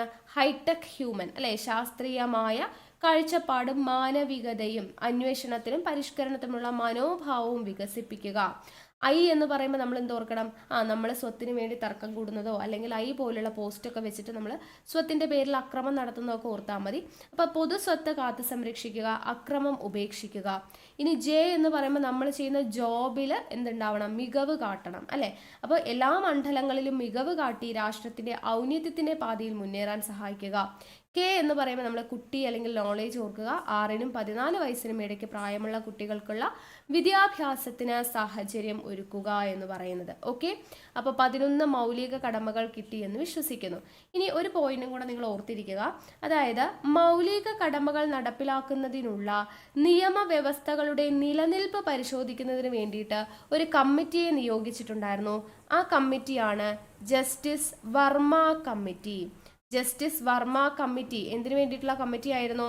മൗലിക കടമകൾ നടപ്പിലാക്കുന്നതിനും നിയമവ്യവസ്ഥകളുടെ നിലനിൽപ്പ് പരിശോധിക്കുന്നതിനുമായിട്ട് നിയമിക്കപ്പെട്ട കമ്മിറ്റിയാണ് ജസ്റ്റിസ് വർമ്മ കമ്മിറ്റി എന്ന് പറയുന്നത്. അപ്പോൾ ഈ ജസ്റ്റിസ് വർമ്മ കമ്മിറ്റിയുടെ ചെയർമാൻ ആരാന്ന് ചോദിച്ചു കഴിഞ്ഞാൽ ജസ്റ്റിസ് JS വർമ്മയാണ്. ജസ്റ്റിസ് JS വർമ്മയാണ് ഈ കമ്മിറ്റിയുടെ ചെയർമാൻ. ഈ കമ്മിറ്റി നിയമിക്കപ്പെട്ടത് 1998 ജൂലൈയിലാണ്. 1998 ജൂലൈയിലാണ് ഈ കമ്മിറ്റി നിയമിക്കപ്പെട്ടത്. അവരുടെ റിപ്പോർട്ട് സമർപ്പിച്ചത് 1999 റിപ്പോർട്ട് സമർപ്പിച്ചത് എപ്പോഴാണ്? 1999 എന്നുള്ളതും കൂടെ ഓർത്തിരിക്കുക. ഓക്കെ അല്ലേ? അപ്പോൾ ഇത്രയും കാര്യങ്ങൾ ഇമ്പോർട്ടൻ്റ് ആണ്. പിന്നെ നമ്മൾ അവിടെ 42ാം ഭേദഗതി നമ്മൾ പറഞ്ഞപ്പോൾ വർഷം നമ്മൾ പറഞ്ഞു 1976 നിലവിൽ വന്നതെന്ന് പറഞ്ഞു. 10 മൗലിക കടമകൾ കൂട്ടിച്ചേർത്തേന്ന് പറഞ്ഞു. ആ സമയത്തെ പ്രധാനമന്ത്രി ഇന്ദിരാഗാന്ധിയാണ് എന്ന് നമ്മൾ പറഞ്ഞു, അല്ലേ? പ്രസിഡന്റ് പറയാൻ വിട്ടുപോയി. പ്രസിഡന്റ് ആരാ? ഫക്രുദ്ദീൻ അലി അഹമ്മദ് ആണ്. ഫക്രുദ്ദീൻ അലി അഹമ്മദ് ആണ് ആ സമയത്തെ പ്രസിഡന്റ് എന്ന് പറയുന്നത്. ഇനി മൗലിക കടമകൾ ഇന്ത്യൻ ഭരണഘടനയിൽ കൂട്ടിച്ചേർത്ത വർഷം 1976 ആണെന്ന് പറഞ്ഞു. നിലവിൽ വന്നത് എന്നാന്ന് ചോദിച്ചാൽ 1977 ജനുവരി 3 കേട്ടോ നിലവിൽ വരുന്നത്. 42ാം ഭേദഗതിയുടെ വർഷം ചോദിച്ചാൽ 76 നിലവിൽ വന്നത് എന്ന് എടുത്തു ചോദിച്ചിട്ടുണ്ടെങ്കിൽ 1977 ജനുവരി 3 എന്നുള്ള കാര്യം കൂടെ ഓർത്തിരിക്കുക. ഓക്കെ ആണല്ലോ. അപ്പോൾ ഇത്രയേ ഉള്ളൂ നമ്മുടെ മൗലിക കടമകളെ കുറിച്ച് പഠിക്കാനായിട്ട്. അപ്പോൾ 11 മൗലിക കടമകൾ ഏതാണ് എന്ന് പഠിക്കുന്നതാണ് ഇവിടെ ഏറ്റവും വലിയ ടാസ്ക് എന്ന് പറയുന്നത്. അപ്പോൾ അത് നമ്മൾ ചെറിയ കണക്ഷൻസിലൂടെ പറഞ്ഞു തന്നിട്ടുണ്ട്. ഈ കോഡും കണക്ഷനും യൂസ്ഫുൾ ആയി എന്ന് തോന്നുന്നവരുണ്ടെങ്കിൽ താഴെ ഒന്ന് കമന്റ് ചെയ്യണേ. ഓക്കെ, എല്ലാവരും നമ്മൾ PSC പഠിക്കുന്ന കാലം മുതൽ പഠിക്കുന്ന ഒരു കാര്യമാണ് ലിസ്റ്റുകൾ എന്ന് പറയുന്നത് അല്ലേ. യൂണിയൻ ലിസ്റ്റ് ഉണ്ട്, സ്റ്റേറ്റ് ലിസ്റ്റ് ഉണ്ട്, കൺകറന്റ് ലിസ്റ്റ് ഉണ്ട്. അപ്പോൾ ഇതിൽ ഉൾപ്പെടുന്ന വിഷയങ്ങൾ അങ്ങോട്ടും ഇങ്ങോട്ടും എപ്പോൾ പഠിച്ചാലും തിരിഞ്ഞു പോകുന്ന കുറേയധികം വിഷയങ്ങളും ഉണ്ട് അല്ലേ. അപ്പോൾ അത് നമുക്ക് ഒട്ടും തിരിയാത്ത രീതിയിൽ ഒരു ചെറിയ കഥയിലൂടെയൊക്കെ നമ്മൾ പഠിക്കാൻ വേണ്ടി പോകണം. 3 ലിസ്റ്റ് നമ്മൾ 3 കഥകളിലൂടെ പഠിക്കാൻ വേണ്ടി പോകണം. കുറച്ച് ഇൻട്രസ്റ്റിംഗ് ആയിരിക്കും. അപ്പോൾ ഒട്ടും അറിയാത്തവർ, ഇങ്ങനെ കോഡ് ഉപയോഗിച്ച് പഠിക്കാൻ ഇഷ്ടമുള്ളവർ അങ്ങനെ പഠിച്ചാൽ മതി. അല്ലാത്തവരുണ്ടെങ്കിൽ നിങ്ങൾ സാധാരണ പഠിക്കുന്ന പോലെ പഠിച്ചോളൂ കേട്ടോ. ഓക്കെ, അപ്പോൾ ലിസ്റ്റ് എന്ന് പറയുമ്പോൾ നമുക്കറിയാം 3 തരത്തിലുള്ള ലിസ്റ്റുകളുണ്ട് അല്ലേ. Union list, state list, concurrent list. നമ്മൾ എപ്പോഴും കേൾക്കുന്നതാണ്. നമ്മൾ എവിടെയാണ് ഈ ലിസ്റ്റുകളെ കുറിച്ച് പഠിക്കുന്നത്? എന്തിൻ്റെ ബേസിലാണ്? നമ്മുടെ കേന്ദ്ര സംസ്ഥാന ബന്ധങ്ങളെ കുറിച്ച് പഠിക്കുന്ന സമയത്താണ് നമ്മൾ ലിസ്റ്റുകളെ കുറിച്ച് പഠിക്കുന്നത് അല്ലേ. കേന്ദ്ര സംസ്ഥാന ബന്ധങ്ങളെ കുറിച്ച് പഠിക്കുന്ന സമയത്താണ് നമ്മൾ ലിസ്റ്റുകളെ കുറിച്ച് പഠിക്കുന്നത്. അപ്പോൾ ഈ കേന്ദ്ര സംസ്ഥാന ബന്ധങ്ങളെ കുറിച്ച് പ്രതിപാദിക്കുന്ന ഇന്ത്യൻ ഭരണഘടനയിലെ ഭാഗം എത്രയാണ് എന്ന് ചോദിച്ചാൽ ഭാഗം 11 ഭാഗം 11 കേന്ദ്ര സംസ്ഥാന ബന്ധങ്ങളെ കുറിച്ച് പ്രതിപാദിക്കുന്നത്. ഭാഗം 11 ആർട്ടിക്കിൾ എവിടം മുതൽ എവിടം വരെ എന്ന് ചോദിച്ചാൽ ആർട്ടിക്കിൾ 245 മുതൽ 263 വരെയുള്ള ആർട്ടിക്കിൾസിലാണ് ലിസ്റ്റുകളെ കുറിച്ച് കേന്ദ്ര സംസ്ഥാന ബന്ധങ്ങളെ കുറിച്ച് പ്രതിപാദിക്കുന്നത്. ഓക്കെ, അപ്പോൾ കേന്ദ്ര സംസ്ഥാന ബന്ധങ്ങളെ കുറിച്ച് പഠിക്കുന്ന സമയത്താണ് നമ്മൾ ലിസ്റ്റുകളെ കുറിച്ച് പഠിക്കുന്നത്. ഈ കേന്ദ്ര സംസ്ഥാന ബന്ധങ്ങളെ കുറിച്ച് പ്രതിപാദിക്കുന്ന ഭാഗം ചോദിച്ചാൽ 11, ആർട്ടിക്കിൾ ചോദിച്ചാൽ 245 മുതൽ 263 വരെയാണ്. ഇനി ഈ കേന്ദ്ര സംസ്ഥാന ബന്ധങ്ങളെ കുറിച്ച് പഠിക്കാനായിട്ട് നിയമിക്കപ്പെട്ട ഒരു കമ്മീഷൻ ഉണ്ട്. ആ കമ്മീഷന്റെ പേരാണ് സർക്കാരിയ കമ്മീഷൻ. എന്താണ്? സർക്കാരിയ കമ്മീഷനാണ് കേന്ദ്ര സംസ്ഥാന ബന്ധങ്ങളെ കുറിച്ച് പഠിക്കുന്നതിന് വേണ്ടി നിയമിക്കപ്പെട്ട കമ്മീഷൻ. വർഷം ഓർത്തിരിക്കുക, 1983 സർക്കാരിയ കമ്മീഷൻ. ഓക്കെ, അപ്പൊ സർക്കാരിയ കമ്മീഷൻ 1983 രൂപീകരിച്ച സർക്കാരിയ കമ്മീഷനാണ് കേന്ദ്ര സംസ്ഥാന ബന്ധങ്ങളെ കുറിച്ച് പഠിക്കാനായിട്ട് നിയമിക്കപ്പെട്ട കമ്മീഷൻ എന്ന് പറയുന്നത്. കമ്മീഷന്റെ തലവൻ ആരായിരുന്നു? സർക്കാരിയായിരുന്നു. കമ്മീഷന്റെ തലവൻ ആരായിരുന്നു? സർക്കാരിയ. ഈ കമ്മീഷൻ രൂപീകരിക്കുന്ന സമയത്തെ നമ്മുടെ പ്രധാനമന്ത്രി ആരായിരുന്നു എന്ന് ചോദിച്ചു കഴിഞ്ഞാൽ ഇന്ദിരാഗാന്ധി ആയിരുന്നു. ഓക്കെ, ഇന്ദിരാഗാന്ധി ആയിരുന്നു പ്രധാനമന്ത്രി. സർക്കാരിയ കമ്മീഷൻ രൂപീകരിക്കുന്ന സമയത്തെ പ്രധാനമന്ത്രി ആരായിരുന്നു? ഇന്ദിരാഗാന്ധി ആയിരുന്നു എന്നുള്ളതും കൂടെ ഓർത്തിരിക്കാം. അപ്പൊ നമ്മൾ പറഞ്ഞു ഈ ലിസ്റ്റുകൾ അല്ലെ. ലിസ്റ്റുകൾ എന്ന് പറയുന്നത് നമ്മൾ പഠിക്കുന്നത്, നമ്മൾ പറഞ്ഞു കേന്ദ്ര സംസ്ഥാന ബന്ധങ്ങളുടെ ഭാഗമായിട്ടാണെന്ന് പറഞ്ഞു. അപ്പൊ ഇവിടെ ഒരു കാര്യം ശ്രദ്ധിക്കുക, നമ്മുടെ രാജ്യം എന്ന് പറയുന്നത് ഒരു ഫെഡറൽ സംവിധാനമാണ് എന്നാണ് നമ്മൾ പറയുന്നത് അല്ലേ. അപ്പോൾ ഫെഡറൽ സംവിധാനം എന്ന് പറയുന്നതിന് കാര്യം തന്നെ ഈ ലിസ്റ്റുകളായിട്ട്, അല്ലെങ്കിൽ നമ്മുടെ കേന്ദ്രത്തിന് സംസ്ഥാനത്തിനെന്നും പറഞ്ഞ അധികാരങ്ങൾ ഇങ്ങനെ വിഭജിച്ച് നൽകിയിരിക്കുന്ന ഒരു രാജ്യമായതുകൊണ്ട് ഫെഡറൽ സംവിധാനത്തിൽ പ്രവർത്തിക്കുന്നു എന്നാണ് നമ്മൾ ഇന്ത്യയെ പൊതുവെ പറയുന്നത്. എന്താണ് ഈ ഫെഡറൽ സംവിധാനം, അല്ലെങ്കിൽ എന്താണ് ഈ യൂണിറ്ററി സംവിധാനം എന്നുള്ളത് നമുക്കൊന്ന് ജസ്റ്റ് നോക്കാം. അപ്പോൾ ലോക രാജ്യങ്ങളെ ഉണ്ടല്ലോ, നമ്മൾ അവരുടെ രാജ്യത്തിന്റെ ഭരണകാര്യങ്ങൾ കൈകാര്യം ചെയ്യുന്നതിന്റെ അടിസ്ഥാനത്തിൽ നമുക്ക് 2ആയിട്ട് ക്ലാസിഫൈ ചെയ്യാം. ലോകരാജ്യങ്ങളെ ഭരണകാര്യങ്ങൾ കൈകാര്യം ചെയ്യുന്നതിന്റെ അടിസ്ഥാനത്തിൽ നമുക്ക് 2ആയിട്ട് ക്ലാസിഫൈ ചെയ്യാം. അതിലൊന്നാണ് യൂണിറ്ററി എന്ന് പറയുന്നത്. യൂണിറ്ററി അഥവാ ഏകാത്മക സ്വഭാവമുള്ള രാജ്യങ്ങൾ. ഏകാത്മക സ്വഭാവമുള്ളത്. രണ്ടാമത്തേതാണ് ഫെഡറൽ സംവിധാനം. ഫെഡറൽ എന്ന് പറയുമ്പോൾ എന്താണ്? ഒന്നിലധികം. ഓക്കെ, ഇത് ഏകാത്മകമാണെങ്കിൽ ഫെഡറൽ എന്ന് പറയുമ്പോൾ ഒന്നിലധികം ഉള്ളതാണ്. ഒന്നിലധികം അധികാര കേന്ദ്രങ്ങൾ ഉള്ളതിനെയാണ് ഫെഡറൽ സംവിധാനം എന്ന് പറയുന്നത്. അപ്പൊ യൂണിറ്ററി എന്ന് പറയുമ്പോൾ എന്താ? എല്ലാ അധികാരങ്ങളും ഒന്നിൽ കേന്ദ്രീകരിക്കുന്ന സംവിധാനമാണ് യൂണിറ്ററി. ഏകാത്മകമാണ്, ഒന്നിൽ കേന്ദ്രീകരിക്കുന്നു. എല്ലാ അധികാരങ്ങളും ഒരാളിൽ തന്നെ അല്ലെങ്കിൽ ഒരു സംവിധാനത്തിൽ തന്നെ കേന്ദ്രീകരിച്ചിരിക്കുന്നതിനെയാണ് യൂണിറ്ററി എന്ന് പറയാം. അങ്ങനെയാണെങ്കിൽ ഫെഡറൽ എന്ന് പറഞ്ഞാൽ എന്താ? അധികാരങ്ങൾ ഒന്നിലധികം ഭാഗങ്ങളിലായിട്ട് വിതരണം ചെയ്യുന്നു. അധികാരങ്ങൾ ഒന്നിലധികം ഭാഗങ്ങളിലായിട്ട് വിതരണം ചെയ്യുന്നതിനെയാണ് നമ്മൾ ഫെഡറൽ സംവിധാനം എന്ന് പറയുന്നത്. അപ്പൊ നമ്മുടെ രാജ്യം എന്ന് പറയുന്നത് നമുക്കറിയാം ഫെഡറൽ സംവിധാനത്തിലാണെന്ന് നമ്മൾ പറയും അല്ലെ. കാരണം നമ്മുടെ രാജ്യത്തിന് എന്താണ്, കേന്ദ്ര ഗവൺമെന്റും ഉണ്ട്, സംസ്ഥാന ഗവൺമെന്റും ഉണ്ട് അല്ലെ. കേന്ദ്ര ഗവൺമെന്റ്, സംസ്ഥാന ഗവൺമെന്റ് എന്നിങ്ങനെ രണ്ട് തരത്തിലുള്ള ഗവൺമെന്റ് ഉണ്ട്. അപ്പൊ എല്ലാ അധികാരങ്ങളും കേന്ദ്ര ഗവൺമെന്റിനും ഉണ്ട്, സംസ്ഥാന ഗവൺമെന്റിനും ഇങ്ങനെ വിഭജിച്ച് നൽകിയിരിക്കുകയാണ്. ഓക്കെ, അപ്പോൾ ഇങ്ങനെ ഉള്ള രാജ്യങ്ങളെയാണ് നമ്മൾ ഫെഡറൽ സംവിധാനത്തിൽ പ്രവർത്തിക്കുന്ന രാജ്യങ്ങൾ എന്ന് പറയാം. കേന്ദ്ര ഗവൺമെന്റ്, സംസ്ഥാന ഗവൺമെന്റ് എന്നിങ്ങനെ അധികാരങ്ങൾ വിഭജിച്ച് നൽകിയിട്ടുള്ള രാജ്യങ്ങളാണ് ഫെഡറൽ രാജ്യങ്ങൾ എന്ന് പറയാം. ഓക്കെ, അപ്പൊ ഈ യൂണിറ്ററി എന്ന് പറഞ്ഞത് എല്ലാം ഒന്നിൽ കേന്ദ്രീകരിച്ചു. അതിന് ഏറ്റവും ബെസ്റ്റ് ആയിട്ടുള്ള ഒരു എക്സാമ്പിൾ ആയിട്ട് നമുക്ക് പറയുകയാണെങ്കിൽ ബ്രിട്ടൻ പറയാം. ബ്രിട്ടൻ അതുപോലെ തന്നെ ഫ്രാൻസ്, ജപ്പാൻ, ചൈന ഇവിടങ്ങളിലൊക്കെ അധികാരം എന്ന് പറയുന്നത് ഒരാളിൽ തന്നെ കേന്ദ്രീകരിച്ചിരിക്കുകയാണ്. ഇപ്പൊ ബ്രിട്ടനിലാണെങ്കിൽ ബ്രിട്ടനിലെ രാജ്ഞി അല്ലെ, ബ്രിട്ടനിലെ രാജ്ഞിയിലാണ് ഫുൾ അധികാരങ്ങളും കേന്ദ്രീകരിച്ചിരിക്കുന്നത്. പക്ഷെ നമ്മുടെ രാജ്യമാണെങ്കിലോ ഫെഡറൽ സംവിധാനമാണെന്ന് പറഞ്ഞല്ലേ. അപ്പൊ നമ്മുടെ രാജ്യം ഈ ഫെഡറൽ സംവിധാനം എന്ന് പറയുന്ന ഒരു ആശയം കടം കൊണ്ടിരിക്കുന്നത് കാനഡയുടെ കയ്യിൽ നിന്നുമാണ് കേട്ടോ. കാനഡയുടെ കയ്യിൽ നിന്നുമാണ് ഫെഡറൽ സംവിധാനം എന്ന് പറയുന്ന ആശയം കടം കൊണ്ടിട്ടുള്ളത്. അപ്പൊ ഈ ഫെഡറൽ സംവിധാനം ആശയം കാനഡയുടെ കയ്യിൽ നിന്നുമാണ് കടം കൊണ്ടിരിക്കുന്നത്. പക്ഷേ ഫെഡറൽ സംവിധാനത്തിന് കാരണമായ ഒരു നിയമം ഏത് എന്ന് ചോദിച്ചു കഴിഞ്ഞാൽ ആശയം കടം കൊണ്ടിരിക്കുന്നത് കാനഡയുടെ കയ്യിൽ നിന്നാണ്. പക്ഷെ ഫെഡറൽ സംവിധാനത്തിന് കാരണമായ നിയമം ചോദിച്ചു കഴിഞ്ഞാൽ അത് 1935 ഗവൺമെന്റ് ഓഫ് ഇന്ത്യ ആക്ട് ആണ്. Okay, 1935 government of India act ആണ് ഫെഡറൽ സംവിധാനം വരാൻ കാരണമായ നിയമം. എന്നാൽ ഫെഡറൽ സംവിധാനം എന്ന് പറയുന്ന ആശയം കടമെടുത്തിട്ടുള്ളത് നമ്മൾ എവിടെ നിന്നുമാണ്? കാനഡയുടെ കയ്യിൽ നിന്നുമാണ്. അപ്പോൾ ഇന്ത്യ ഒരു ഫെഡറൽ രാജ്യമാണോ എന്ന് ചോദിച്ചു കഴിഞ്ഞാൽ ഇന്ത്യ ഒരു ഫെഡറൽ രാജ്യമാണ്. പക്ഷെ നമ്മുടെ ഇന്ത്യൻ ഭരണഘടനയിൽ എവിടെയും തന്നെ നമ്മുടെ ഇന്ത്യ എന്ന് പറയുന്ന രാജ്യം ഒരു ഫെഡറൽ രാജ്യമാണ് എന്ന് എടുത്തു പറയുന്നില്ല. യൂണിറ്ററി ആണോ അതും എടുത്തു പറയുന്നില്ല. ഫെഡറൽ ആണെന്നും പറയുന്നില്ല, യൂണിറ്ററി ആണെന്നും പറയുന്നില്ല. എന്നാൽ ക്വാസി ഫെഡറൽ ആണോ എന്ന് പറയുന്നുണ്ടോ? അതും പറയുന്നില്ല. പക്ഷെ നമ്മുടെ രാജ്യത്തെ എങ്ങനെയാണ് നമ്മുടെ ഇന്ത്യൻ കോൺസ്റ്റിറ്റ്യൂഷനിൽ ഡിസ്ക്രൈബ് ചെയ്തിരിക്കുന്നത്? ഇന്ത്യൻ ഭരണഘടനയിൽ പറയുന്നത് യൂണിയൻ ഓഫ് സ്റ്റേറ്റ്സ് എന്നാണ് അല്ലെ, സംസ്ഥാനങ്ങളുടെ കൂട്ടം.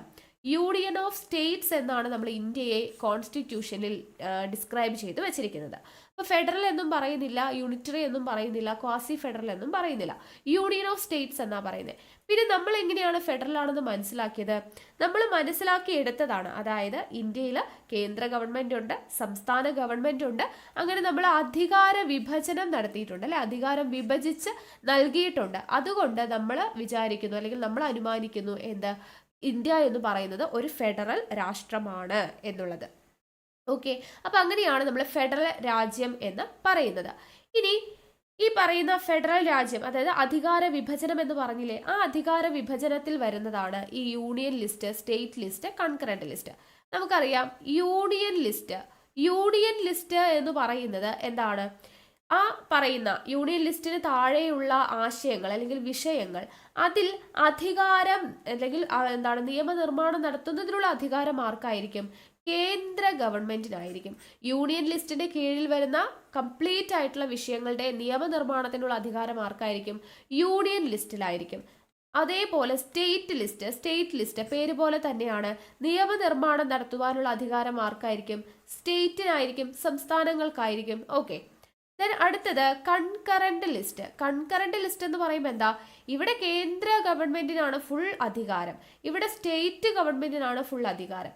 കൺകറന്റ് എന്ന് പറയുന്ന സമയത്ത് രണ്ട് ഗവൺമെന്റിനും ഈക്വൽ അധികാരങ്ങളുണ്ട്. കേന്ദ്ര ഗവൺമെന്റിനും ഉണ്ട്, സംസ്ഥാന ഗവൺമെന്റിനുണ്ട്. കേന്ദ്ര ഗവൺമെന്റിനും സംസ്ഥാന ഗവൺമെന്റിനും ഒരുപോലെ അധികാരം ഉള്ള വിഷയങ്ങളെയാണ് നമ്മൾ കൺകറന്റ് ലിസ്റ്റ് എന്ന് നമ്മൾ പറയുന്നത്. കൺകറന്റ് ലിസ്റ്റ് കേട്ടോ, ഇമ്പോർട്ടൻ്റ് ആണ്. യൂണിയൻ ലിസ്റ്റിൽ കേന്ദ്ര ഗവൺമെന്റിനായിരിക്കും അധികാരം എന്ന് പറയുന്നത്, സ്റ്റേറ്റ് ലിസ്റ്റിലാണെങ്കിൽ സംസ്ഥാനങ്ങൾക്കായിരിക്കും, കൺകറന്റ് ലിസ്റ്റിലാണെങ്കിൽ കേന്ദ്രത്തിലും സംസ്ഥാനങ്ങളിലും ഒരുപോലെ എന്തുണ്ട്? അധികാരങ്ങൾ വരുന്നുണ്ട്. ഓക്കെ, ഇനി ഈ ഓരോ ലിസ്റ്റിലും എത്രത്തോളം വിഷയങ്ങൾ അടങ്ങിയിട്ടുണ്ട് എന്ന് ചോദിക്കുകയാണെങ്കിൽ നോക്കാം. അതായത് നമ്മൾ പറഞ്ഞു യൂണിയൻ ലിസ്റ്റ് ഉണ്ട്, സ്റ്റേറ്റ് ലിസ്റ്റ് ഉണ്ട്, കൺകറന്റ് ലിസ്റ്റ് ഉണ്ട് അല്ലേ. Union list, state list, concurrent list. Union എന്ന് പറയുമ്പോൾ ഇവിടെ അധികാരം നടത്തുന്നതിനുള്ള അധികാരം ആർക്കാണ്? അല്ലെങ്കിൽ നിയമനിർമ്മാണം നടത്തുന്നതിനുള്ള അധികാരം കേന്ദ്രത്തിനാണ്. ഇവിടെയാണെങ്കിൽ നിയമനിർമ്മാണം നടത്തുന്നത് സ്റ്റേറ്റ് ആണ്.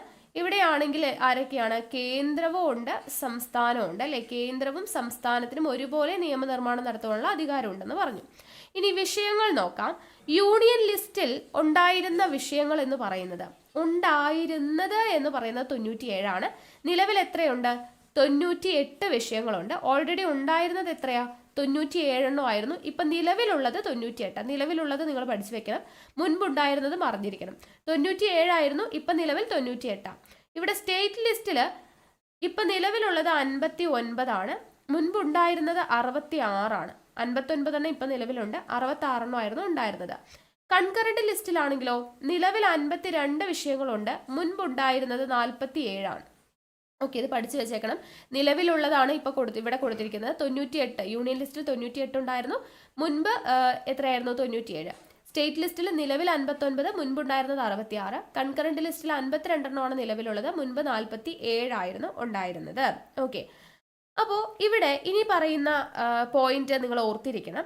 ഇപ്പം നമ്മൾ പറഞ്ഞു കൺകറന്റ് ലിസ്റ്റിൽ കേന്ദ്രത്തിനും സംസ്ഥാനത്തിനും തുല്യമായിട്ടുള്ള നിയമനിർമ്മാണം നടത്തുന്നതിനുള്ള അധികാരമുണ്ട് എന്ന് പറഞ്ഞല്ലേ. പക്ഷേ ഈ സംസ്ഥാന ഗവൺമെന്റും കേന്ദ്ര ഗവൺമെന്റും തമ്മിൽ ഈ പറയുന്ന കൺകറന്റ് ലിസ്റ്റിന് കീഴിൽ വരുന്ന ഏതെങ്കിലും ഒരു വിഷയത്തിന്റെ പേരിൽ എന്തെങ്കിലും രീതിയിലുള്ള കാര്യത്തിൽ അഭിപ്രായ വ്യത്യാസം ഉണ്ടായിട്ടുണ്ടെങ്കിൽ ആര് പറയുന്നതിനായിരിക്കും, അല്ലെങ്കിൽ ആര് നിർമ്മിക്കുന്ന നിയമത്തിനായിരിക്കും അധികാരം കൂടുതൽ? കേന്ദ്രം നിർമ്മിക്കുന്ന നിയമത്തിനായിരിക്കും അധികാരം കൂടുതൽ ഉണ്ടാവുക. ഓക്കെ, കേന്ദ്രവും സംസ്ഥാനവും തമ്മിൽ കൺകറന്റ് ലിസ്റ്റിന് കീഴിലുള്ള ഏതെങ്കിലും വിഷയത്തിന്റെ പേരിൽ അഭിപ്രായ വ്യത്യാസം ഉണ്ടായാൽ കേന്ദ്ര ഗവൺമെന്റിന്റെ നിയമമായിരിക്കും അവിടെ പ്രാധാന്യം ഉണ്ടായിരിക്കുക എന്നുള്ളത് ഓർത്തിരിക്കുക. അപ്പൊ ഏറ്റവും കൂടുതൽ എന്താണ് അധികാരം, നിയമനിർമ്മാണത്തിലുള്ള അധികാരം എന്ന് പറയുന്നത് ആദ്യം യൂണിയൻ ലിസ്റ്റ് ആണ് വരുന്നത്, പിന്നീട് കൺകറന്റ് ലിസ്റ്റ്, പിന്നീടാണ് സ്റ്റേറ്റ് ലിസ്റ്റ് വരുന്നത്. ഇവിടെ കേന്ദ്രത്തിനാണ് കൂടുതൽ വരുന്നത് അധികാരം, ഇവിടെയും എന്താണ് കേന്ദ്രത്തിനാണ് അധികാരം വരുന്നത്, സ്റ്റേറ്റിൽ മാത്രമാണ് സംസ്ഥാനത്തിന്റെ അധികാരം വരുന്നത്. ഓക്കെ, അപ്പൊ അത് നിങ്ങൾ ഇമ്പോർട്ടൻ്റ് ആണ്, ഓർത്തിരിക്കുക. ഇനി ഈ 3 ലിസ്റ്റിലും പെടാത്ത ചില കാര്യങ്ങളൊക്കെ ഉണ്ടാവും അല്ലെ. അതായത് നമ്മുടെ union list, state list, concurrent list ഒക്കെ വരുന്ന ആ ഒരു സമയത്ത് ഇല്ലാത്ത കുറേ കാര്യങ്ങളുണ്ട്. ഫോർ എക്സാമ്പിൾ പറയുകയാണെങ്കിൽ ഇപ്പോൾ സൈബർ എന്ന് പറയുന്നതൊക്കെ, സൈബർ കുറ്റകൃത്യങ്ങൾ എന്ന് പറയുന്നത് ആ സമയത്തൊന്നും ഉണ്ടായിരുന്നില്ല അല്ലേ. പിന്നീടാണ് ഇന്റർനെറ്റും കാര്യങ്ങളും സോഷ്യൽ മീഡിയയും ഇങ്ങനെയുള്ള സൈബർ കുറ്റകൃത്യങ്ങളൊക്കെ പിന്നീട് ഉണ്ടായി വന്നതാണ്. അപ്പൊ ലിസ്റ്റുകൾ വരുന്ന സമയത്ത് അതൊന്നും ഉണ്ടായിരുന്നില്ല. അപ്പൊ ആ 3 ലിസ്റ്റിലും ഉൾപ്പെടുത്താത്ത വിഷയങ്ങളാണ് അങ്ങനെയുള്ള വിഷയങ്ങൾ. അതിനുശേഷമൊക്കെ ഉണ്ടായിട്ടുള്ള കുറേ കാര്യങ്ങളൊക്കെ, സൈബർ കുറ്റകൃത്യങ്ങൾ പോലുള്ളതൊക്കെ യൂണിയൻ ലിസ്റ്റിൽ വരില്ല, സ്റ്റേറ്റ് ലിസ്റ്റിലും വരില്ല, കൺകറന്റ് ലിസ്റ്റിലും വരില്ല. അപ്പൊ പിന്നെ അവയെ നമ്മൾ എവിടെയാണ് ഉൾപ്പെടുത്തുന്നത്? അതിനെയാണ് നമ്മൾ എന്തെന്ന് പറയാ, റെസിഡ്വറി പവർ അല്ലെങ്കിൽ അവശിഷ്ട അധികാരം എന്ന് പറയുന്നത്. ഈ 3 ലിസ്റ്റിലും പെടാത്ത ഒരു വിഷയത്തിൽ നിയമനിർമ്മാണം നടത്തുന്നത് ആരായിരിക്കും? കേന്ദ്ര ഗവൺമെന്റ് ആയിരിക്കും. കേന്ദ്ര ഗവൺമെന്റ് അല്ലെങ്കിൽ പാർലമെന്റ് ആയിരിക്കും ഈ പറയുന്ന 3 വിഷയത്തിലും ഉൾപ്പെടാത്ത വിഷയങ്ങളിൽ നിയമനിർമ്മാണം നടത്തുക. ഓക്കെ, അപ്പൊ നമ്മൾ പറഞ്ഞില്ലേ സൈബർ കുറ്റകൃത്യങ്ങൾ എന്നൊക്കെ പറയുന്നത് എന്തിൽ വരുന്നതാണ്? ഈ പറയുന്ന ഇതിലേതിലും പെടാത്തതിൽ വരുന്നതാണ് സൈബർ കുറ്റകൃത്യങ്ങൾ എന്ന് പറയുന്നത്, സൈബർ നിയമങ്ങൾ എന്നൊക്കെ പറയുന്നത്. ഓക്കെ, അപ്പൊ അങ്ങനെ ഒരുപാട് കാര്യങ്ങൾ വരുന്നുണ്ട് ഇതിന്റെ കീഴിൽ. അപ്പൊ കേന്ദ്ര ഗവൺമെന്റിന്റെ ഈ പറയുന്ന 3 ലിസ്റ്റിലും പെടാത്ത കാര്യങ്ങൾക്ക് നിയമം നിർമ്മിക്കുന്നതിനുള്ള ഈ അധികാരത്തെയാണ് നമ്മൾ എന്തെന്ന് പറയാ, റെസിഡ്വറി പവർ അഥവാ അവശിഷ്ട അധികാരം എന്ന് പറയുന്നത്. അവശിഷ്ട അധികാരം എന്ന് പറയുന്നത് കേന്ദ്ര ഗവൺമെന്റിന് 3 ലിസ്റ്റിലും പെടാത്ത കാര്യങ്ങളുടെ നിയമനിർമ്മാണം കേന്ദ്ര ഗവൺമെന്റിനാണ്. സോ അതിനെയാണ് നമ്മൾ അവശിഷ്ട അധികാരം എന്ന് പറയുന്നത്. ഈ അവശിഷ്ട അധികാരത്തെ കുറിച്ച് പ്രതിപാദിക്കുന്ന ആർട്ടിക്കിൾ ചോദിക്കാറുണ്ട്. 248 ആണ്. 248 അവശിഷ്ട അധികാരത്തെ കുറിച്ച് പ്രതിപാദിക്കുന്നത്. അവശിഷ്ട അധികാരം എന്ന് പറയുന്ന ആശയം നമ്മൾ കടം കൊണ്ടിരിക്കുന്നതും എവിടെ നിന്നാണ്? കാനഡയുടെ കയ്യിൽ നിന്നുമാണ്. അവശിഷ്ടാധികാരം കാനഡയുടെ കയ്യിൽ നിന്നുമാണ് കടം കൊണ്ടിരിക്കുന്നത്. ഈ പറയുന്ന ലിസ്റ്റുകളിൽ യൂണിയൻ ലിസ്റ്റും സ്റ്റേറ്റ് ലിസ്റ്റും ഇത് രണ്ടും നമ്മൾ കടം കൊണ്ടിരിക്കുന്നത് കാനഡയുടെ കയ്യിൽ നിന്നാണ്. അവശിഷ്ട അധികാരങ്ങളും അതുപോലെ തന്നെ യൂണിയൻ ലിസ്റ്റും സ്റ്റേറ്റ് ലിസ്റ്റും നമ്മൾ കടം കൊണ്ടിരിക്കുന്നത് കാനഡയുടെ കയ്യിൽ നിന്നാണ്. എന്നാൽ കൺകറന്റ് ലിസ്റ്റ് എന്ന് പറയുന്ന ആശയം നമ്മൾ കടം കൊണ്ടിരിക്കുന്നത് ഓസ്ട്രേലിയയുടെ കയ്യിൽ നിന്നുമാണ്. ഓസ്ട്രേലിയ. ഓക്കെ, യൂണിയൻ ലിസ്റ്റും സ്റ്റേറ്റ് ലിസ്റ്റും അവശിഷ്ട അധികാരവും കടം കൊണ്ടിരിക്കുന്നത് കാനഡയുടെ കയ്യിൽ നിന്നുമാണ്.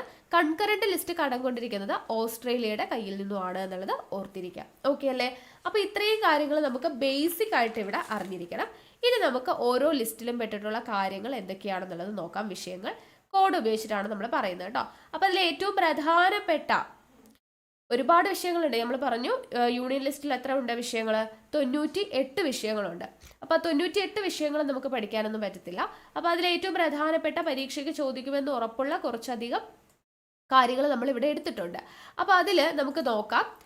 ഇത് ഞാൻ ഒരു കൃത്യം ഓർഡറിലാണ് ഞാൻ എഴുതിയിട്ടുള്ളത്. ഇത് വെച്ചിട്ട് ഞാനൊരു സ്റ്റോറി പറയും. ആ സ്റ്റോറി വെച്ചിട്ട് വേണം നിങ്ങൾ കണക്ട് ചെയ്യാൻ വേണ്ടിയിട്ട്. ഓക്കെ, അപ്പോൾ യൂണിയൻ ലിസ്റ്റാണ്. ആദ്യം നമുക്ക് എന്തൊക്കെയാണെന്നുള്ളത് നോക്കാം വിഷയങ്ങൾ, എന്നിട്ട് ഞാൻ സ്റ്റോറി പറയാം. യൂണിയൻ ലിസ്റ്റിൽ വരുന്ന കാര്യങ്ങളാണ് പ്രതിരോധം, ലോട്ടറി, സെൻസസ്, ടെലിഫോൺ, തപാൽ, കോർപ്പറേഷൻ നികുതി, ബാങ്കിംഗ്, വിദേശകാര്യം, കസ്റ്റംസ് തീരുവ, റെയിൽവേ, ഇൻഷുറൻസ്, കറൻസി, നാണയം, വരുമാന നികുതി, പാസ്പോർട്ട്, വിസ, ഇന്ത്യക്ക് പുറത്തേക്കുള്ള തീർത്ഥാടനം, യുദ്ധവും സമാധാനവും. ഇത്രയും കാര്യങ്ങളാണ് യൂണിയൻ ലിസ്റ്റിൽ വരുന്നത്. അപ്പോൾ ഇത് കണക്ട് ചെയ്ത് വയ്ക്കാൻ വേണ്ടിയിട്ട് ഞാനൊരു സ്റ്റോറി പറയാൻ പോവാണ്. എല്ലാവരും ശ്രദ്ധിച്ചിരിക്കുക കേട്ടോ. അപ്പോൾ യൂണിയൻ ലിസ്റ്റ് എന്ന് നമുക്ക് കിട്ടാൻ വേണ്ടി ആദ്യം തന്നെ നമ്മുടെ സ്റ്റോറിയിലെ നായകന്റെ പേര് ഉണ്ണി എന്നാണ് കേട്ടോ. ഉണ്ണി. അപ്പോൾ ഉണ്ണി എന്ന് പറയുമ്പോൾ നമുക്ക് ഇതിൽ യൂണി എന്നുള്ളത് കാണാമല്ലോ. അപ്പോൾ യൂണിയൻ ലിസ്റ്റ് എന്നുള്ളത് നമുക്ക് കിട്ടി. ഉണ്ണിയാണ് നമ്മുടെ മെയിൻ കഥാപാത്രം. സോ ഉണ്ണി യൂണിയനുമായിട്ട് കണക്ട് ചെയ്തു. അപ്പോൾ ഉണ്ണിയുടെ കഥയാണ്. ഉണ്ണിക്ക് എവിടെയാണ് ജോലി? പ്രതിരോധ സേനയിലാണ് ജോലി. ഉണ്ണിക്ക് എവിടെയാണ് ജോലി? പ്രതിരോധ സേനയിൽ ജോലി ചെയ്യുന്ന ആളാണ് ഉണ്ണി. ഈ ഉണ്ണിക്ക് ഒരു ദിവസം ഒരു ലോട്ടറി അടിച്ചു. ആൾ ലോട്ടറിയൊക്കെ എടുക്കുന്ന ശീലമുള്ള ആളാണ്. അപ്പോൾ ആൾക്ക് എന്ത് ചെയ്തു? ഒരു ദിവസം ലോട്ടറി അടിച്ചു. അപ്പോൾ ലോട്ടറി അടിച്ചു. അപ്പോൾ ലോട്ടറി മാറണം അല്ലേ? ഒരുപാട് അത്യാവശ്യം നല്ല കാശായിരുന്നു. അപ്പോൾ ഒരു കോടി രൂപയുടെ ലോട്ടറി ആണെന്ന് വെച്ചോളൂ. 1 കോടി രൂപയുടെ ലോട്ടറി അടിച്ചു. അപ്പോൾ അത് ലോട്ടറി മാറാനായിട്ട് നാട്ടിലേക്ക് വരണം അല്ലേ? അപ്പോൾ നാട്ടിലേക്ക് വരാനായിട്ട് സാധിച്ചില്ല. കാരണം എന്താ? ജനങ്ങളെ സംരക്ഷിക്കാനുള്ള ചുമതലയുള്ള ആളാണ് അല്ലേ? ഇപ്പം ജനങ്ങളെ സംരക്ഷിക്കാനുള്ള ചുമതലയുള്ള ആളായതുകൊണ്ട് ലോട്ടറി മാറാനായിട്ട് വരാൻ വേണ്ടി സമയം ഉണ്ടായിരുന്നില്ല. അപ്പം എന്ത് ചെയ്തു? ലോട്ടറി എങ്ങനെയെങ്കിലും നാട്ടിലെത്തി കാശ് കയ്യിലാക്കണമല്ലോ. അപ്പം ലോട്ടറി അടിച്ച കാര്യം എന്ത് ചെയ്യാം? വൈഫിനെ വിളിച്ചു പറയാം. അപ്പം ഭാര്യയെ വിളിച്ചു പറയാമെന്ന് വിചാരിച്ചിട്ട് ആൾ ടെലിഫോൺ വഴി ഭാര്യയെ ഈ കാര്യം അറിയിച്ചു. ലോട്ടറി അടിച്ചു എന്ന് പറഞ്ഞു. എന്നിട്ട് ഭാര്യയോട് ഇത് മാറാൻ പറയണ്ടേ? അപ്പം എന്ത് ചെയ്തു? ഈ പറയുന്ന ലോട്ടറി തപാല് വഴി ഭാര്യയ്ക്ക് അയച്ചു കൊടുത്തു. ഓക്കെ, തപാല് വഴി ഭാര്യയ്ക്ക് അയച്ചു കൊടുത്തു. എന്നിട്ട് ഭാര്യയോട് പറഞ്ഞു, നീ ഇത് കോപ്പറേറ്റീവ് ബാങ്കിൽ പോയിട്ട് മാറണം. എന്ത് ചെയ്യണം? നീ ഇത് കോപ്പറേറ്റീവ് ബാങ്കിൽ പോയിട്ട് മാറണം. അപ്പോൾ ഭാര്യ എന്ത് ചെയ്തു? കോപ്പറേറ്റീവ് ബാങ്കിൽ പോയി ലോട്ടറി കൊടുത്തു. കാശൊക്കെ മാറി. പക്ഷെ കാശ് കയ്യിൽ കിട്ടിയപ്പോൾ ഭാര്യ എന്ത് ചെയ്തു? ഭാര്യയ്ക്കൊരു ആഗ്രഹം തോന്നി. ഇത്രയും കാശ് കയ്യിലുണ്ടല്ലോ, ഹസ്ബൻഡ് ആണെങ്കിൽ ഇവിടെ ഇല്ല, അപ്പോൾ നമുക്കൊരു ഫോറിൻ ട്രിപ്പ് പോയി കളയാം. ഓക്കെ, വിദേശത്തൊക്കെ ഒന്ന് കറങ്ങാൻ വേണ്ടി ഒരു ആഗ്രഹം. ഓക്കെ, അപ്പോൾ ഫോറിൻ ട്രിപ്പ് പോകാൻ വേണ്ടിയിട്ട് ആൾ പ്ലാൻ ചെയ്തു. എന്നിട്ട് കറങ്ങാൻ വേണ്ടി ഇറങ്ങുകയാണ്. ഈ കാശൊക്കെ കയ്യിൽ വെച്ച് ആൾ പുറത്തോട്ട് ഇറങ്ങുവാണ്. അങ്ങനെ ഇറങ്ങുന്ന സമയത്ത് കസ്റ്റംസുകാർ എന്ത് ചെയ്തു? ഈ സ്ത്രീയെ പിടികൂടി. കാരണം കയ്യിൽ കുറേ കാശൊക്കെ വെച്ചിട്ടല്ലേ ഇറങ്ങുന്നത്. അപ്പോൾ കസ്റ്റംസുകാർ ഇയാളെ പിടികൂടി. ഓക്കെ, അപ്പോൾ ഇത് പ്രശ്നമായി അല്ലേ? കസ്റ്റംസുകാർ പിടികൂടി ഹസ്ബൻഡിനെ അറിയിച്ചിട്ടുണ്ടായിരിക്കും. നോർമലി ഹസ്ബൻഡ് എന്ത് ചെയ്തു? ട്രെയിൻ കയറി ഇങ്ങ് പോന്നു. ഓക്കെ, ജോലിയൊക്കെ ഉപേക്ഷിച്ച് ട്രെയിൻ കയറി ഇങ്ങ് പോന്നു. എന്നിട്ട് കസ്റ്റംസുകാർ പിടികൂടി ആളുടെ അടുത്തേക്ക് പോകുമല്ലോ, വൈഫിൻ്റെ അടുത്തേക്ക് പോയി. അപ്പോൾ വൈഫിൻ്റെ അടുത്തേക്ക് പോയിട്ട് പറഞ്ഞു, നീ എന്തിനാ എന്നെ പറ്റിച്ചത് അല്ലേ? അതുകൊണ്ടല്ലേ ഇപ്പോൾ പിടിച്ചത്. പൈസ എടുത്തിട്ട് ഫോറിൻ ട്രിപ്പൊക്കെ പോകാൻ ഭർത്താവ് അറിയാതെ പോകാനൊക്കെ ശ്രമിച്ചതുകൊണ്ടാണ്. അപ്പോൾ നീ എന്തിനാ എന്നെ പറ്റിച്ചേ? നിന്റെ പേരിൽ ഞാൻ വലിയൊരു തുകയ്ക്കുള്ള ഇൻഷുറൻസ് ഞാൻ നിന്റെ പേരിൽ ചെയ്തിട്ടുണ്ടായിരുന്നു. എന്നിട്ട് നീ കാശിനോട് ആർത്തിയും കൊണ്ടൊക്കെ ആയിരിക്കുമല്ലോ പോയിട്ടുണ്ടാവും. അപ്പോൾ ഹസ്ബൻഡ് പറയുകയാണ്, ഞാൻ നിന്റെ പേരിൽ വലിയൊരു തുകയുടെ ഇൻഷുറൻസ് ഒക്കെ ചേർന്നിട്ടുണ്ടായിരുന്നു. നീ എന്തിനാ എന്നോട് ഇങ്ങനെ കാണിച്ചതെന്ന് ഹസ്ബൻഡ് ചോദിക്കുകയാണ് കേട്ടോ. അപ്പോൾ ഭാര്യയ്ക്ക് എന്ത് പറ്റി? ആകപ്പാടെ വിഷമവും അല്ലേ, ഒരു സങ്കടവും ഒരു നാണക്കേടും ഒക്കെ തോന്നുമല്ലോ. അപ്പോൾ ഭാര്യയ്ക്ക് ഭർത്താവിൻ്റെ മുഖത്ത് നോക്കാൻ പറ്റാതെയായി. ഓക്കെ, ഭാര്യയ്ക്ക് ഭർത്താവിൻ്റെ മുഖത്ത് നോക്കാൻ പറ്റാതെയായി. പക്ഷേ കസ്റ്റംസുകാരോട് ഭർത്താവ് കുറച്ച് കാര്യങ്ങളൊക്കെ സംസാരിച്ച് എന്ത് ചെയ്തു? അവർക്ക് കുറച്ച് കറൻസിയും നാണയങ്ങളൊക്കെ, കുറച്ച് കാശ് കൊടുക്കാമെന്ന് പറഞ്ഞ് ഒതുക്കി തീർക്കാൻ ശ്രമിക്കില്ലേ, എന്ന പോലെ കുറച്ച് കറൻസിയും നാണയമൊക്കെ കൊടുത്ത് ഭാര്യയെ രക്ഷിക്കാൻ വേണ്ടി ശ്രമിച്ചു. ആ കസ്റ്റംസുകാർ ഒന്ന് കൂളായി. എന്നിട്ട് അവർ പറഞ്ഞു, ഇറ്റ്സ് ഓക്കെ, നിങ്ങൾ വരുമാന നികുതി കറക്റ്റായിട്ട് അടച്ചാൽ മതി. നികുതി അടയ്ക്കണം എന്ന് പറയുകയാണ്. ഓക്കെ, ഇത്രയും കാശ് കയ്യിലുള്ളതല്ലേ, അപ്പോൾ അതിൻ്റെ ടാക്സ് വരുമാന നികുതി നിങ്ങൾ കൃത്യമായിട്ട് അടച്ചാൽ മതി എന്ന് പറഞ്ഞു. അങ്ങനെ കാശൊക്കെ കൊടുത്ത് നികുതിയൊക്കെ അടച്ച് ഭാര്യയ്ക്ക് എന്ത് ചെയ്തു? ഭാര്യയുടെ ആഗ്രഹം എന്തായിരുന്നു? ഫോറിൻ ട്രിപ്പ് പോകണം എന്നുള്ളതാണ്. പക്ഷെ എന്തുകൊണ്ടാണ് കസ്റ്റംസുകാർ പിടിച്ചേ? ആൾക്ക് പാസ്പോർട്ടും വിസയൊന്നും ഉണ്ടായിരുന്നില്ല. ഓക്കെ, അല്ലാതെ മുങ്ങാനായിരുന്നു പ്ലാൻ. അപ്പോൾ ഈ പറഞ്ഞ വരുമാന നികുതിയൊക്കെ അടച്ചിട്ട് ഭാര്യയ്ക്ക് വേണ്ടിയിട്ടുള്ള പാസ്പോർട്ട്, വിസ ഇതെല്ലാം ആൾ ശരിയാക്കിയിട്ട് പുറത്തുള്ള ഒരു സ്ഥലത്തേക്ക് ഹസ്ബൻഡും വൈഫും കൂടെ എന്ത് ചെയ്യാണ്? രണ്ടാളും കൂടെ ഒരു തീർത്ഥാടനത്തിന് പോവാണ് കേട്ടോ. തീർത്ഥാടനമാക്കി പുറത്തേക്കുള്ള ഒരു സ്ഥലത്തേക്ക് തീർത്ഥാടനത്തിന് പോയി. ഇന്ത്യക്ക് പുറത്തേക്ക് തീർത്ഥാടനത്തിന് പോയി. എന്തിനു വേണ്ടിയിട്ടാണ് രണ്ടാളും കൂടെ തീർത്ഥാടനത്തിന് പോയേ? കുറച്ച് സമാധാനം കിട്ടാൻ വേണ്ടിയിട്ട്. ഓക്കെ, കുറച്ച് സമാധാനം കിട്ടാൻ വേണ്ടിയിട്ട്. ഇതാണ് നമ്മുടെ സ്റ്റോറി. കിട്ടിയോ? കഥ കിട്ടിയോ? അപ്പോൾ ഈ കഥയിലൂടെ നമ്മൾ എന്തൊക്കെയാണ് പഠിച്ചേ? ഉണ്ണിയുടെ കഥയാണ് പറഞ്ഞത് അല്ലേ? അപ്പോൾ ഉണ്ണി എന്ന് പറയുന്നതിൽ നിന്നും യൂണി എന്ന് കിട്ടണം. അപ്പോൾ യൂണിയൻ ലിസ്റ്റിൽ വരുന്ന കാര്യങ്ങളാണ് നമ്മുടെ പേര്. അത് കിട്ടിയല്ലോ. ഇനി ആൾക്ക് എവിടെ ജോലി എന്ന് പറഞ്ഞേ? പ്രതിരോധ സേനയിലാണ്. അപ്പൊ പ്രതിരോധം എന്ന് പറയുന്നത് യൂണിയൻ ലിസ്റ്റിലാണ് വരുന്നത്. പ്രതിരോധ സേനയിലുള്ള ഉണ്ണിക്ക് എന്ത് ചെയ്തു? ലോട്ടറി അടിച്ചു അല്ലെ. അപ്പൊ ലോട്ടറി എന്ന് പറയുന്നതും യൂണിയൻ ലിസ്റ്റിലാണ്. പക്ഷെ ലോട്ടറി അടിച്ചു, ആൾ ഇങ്ങോട്ട് വരാൻ പറ്റില്ല. എന്തുകൊണ്ടാ? ജനങ്ങളെ സേവിക്കണം അല്ലെ. ജനങ്ങൾ എന്നുള്ളതിൽ നിന്ന് നമ്മൾ ജനസംഖ്യയുടെ കണക്കൊക്കെ എടുക്കുന്നതാണല്ലോ സെൻസസ് എന്ന് പറയുന്നത്.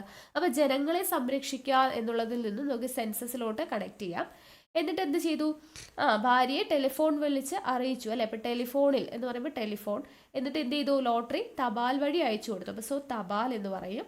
തപാൽ വഴി അയച്ചു കൊടുത്തിട്ട് എന്താ പറഞ്ഞേ? കോപ്പറേറ്റീവ് ബാങ്കിൽ പോയിട്ട് എന്ത് ചെയ്യണം?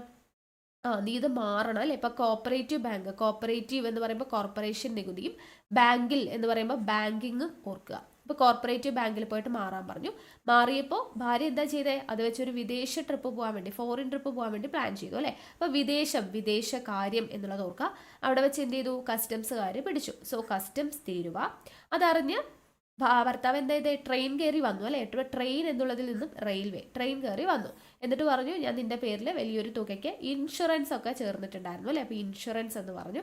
അപ്പൊ എന്ത് ചെയ്തു? ഇതൊക്കെ അറിഞ്ഞപ്പോൾ ആൾക്ക് ഇവിടെ മുഖത്ത് നോക്കാനായിട്ട് പറ്റിയില്ല എന്ന് പറഞ്ഞു അല്ലെ. അപ്പൊ മുഖം എന്നുള്ളതിൽ നിന്ന് നിങ്ങൾക്ക് ഇവിടെ എന്ത് ചെയ്യണം? മേജർ പോർട്സ് കേട്ടോ. തുറമുഖം എന്നൊരു സംഭവം ഉണ്ട് ഇവിടെ. മേജർ പോർട്സ് ഉണ്ട് കേട്ടോ. ഞാനിവിടെ ടൈപ്പ് ചെയ്യാൻ വിട്ടുപോയതാണ്.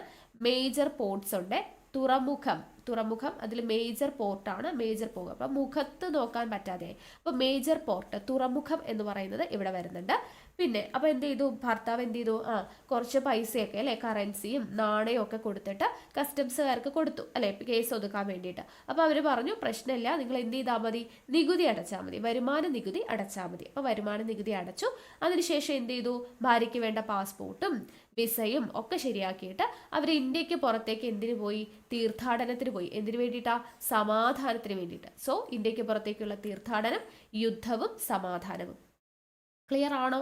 സ്റ്റോറി കിട്ടിയോ? ഒന്ന് താഴെ കമൻറ്റ് ചെയ്യണം കേട്ടോ. സ്റ്റോറി കിട്ടിയോ? കാര്യങ്ങൾ പഠിക്കാൻ കിട്ടുന്നുണ്ടോ എന്നുള്ളത്. ഓക്കെ, അപ്പോൾ ഇത്രയേ ഉള്ളൂ നമ്മുടെ യൂണിയൻ ലിസ്റ്റിലുള്ള കാര്യങ്ങൾ. മനസ്സിലായെന്ന് വിശ്വസിക്കുന്നു. ഇനി അടുത്ത ലിസ്റ്റ് നമ്മൾ പഠിക്കാൻ പോവാ. യൂണിയൻ ലിസ്റ്റ് കഴിഞ്ഞാൽ സ്റ്റേറ്റ് ലിസ്റ്റ്. ഇത് നമ്മളൊരു സ്റ്റോറിയിലൂടെ തന്നെയാണ് കേട്ടോ പഠിക്കാൻ വേണ്ടി പോകുന്നത്. ഓക്കെ, അപ്പോൾ സ്റ്റേറ്റ് ലിസ്റ്റ് തുടങ്ങുമ്പോഴത്തേക്കും നമ്മളൊരു സ്റ്റോറി എടുക്കുവാണ്. ഒരു സ്റ്റേറ്റ്, ഓക്കെ, ഏതെങ്കിലും ഒരു സ്റ്റേറ്റ്, നമ്മുടെ കേരളം തന്നെ എടുത്തോളൂ, ഏതെങ്കിലും ഒരു സ്റ്റേറ്റ്. ഓക്കെ, ആ സ്റ്റേറ്റിൽ ഒരു ദേശത്ത് കുറേ ആളുകളുണ്ടായിരുന്നു. ഓക്കെ, ഒരു സ്റ്റേറ്റിൽ ഒരു ദേശത്ത് കുറേ ആളുകളുണ്ടായിരുന്നു. അവരുടെ ഉപജീവന മാർഗം എന്ന് പറയുന്നത് എന്തൊക്കെയാണ്? കൃഷിയും മത്സ്യബന്ധനമാണ് കേട്ടോ. സ്റ്റോറി കേട്ടതിന് ശേഷം നമുക്ക് പോയിന്റിലോട്ട് വരാം.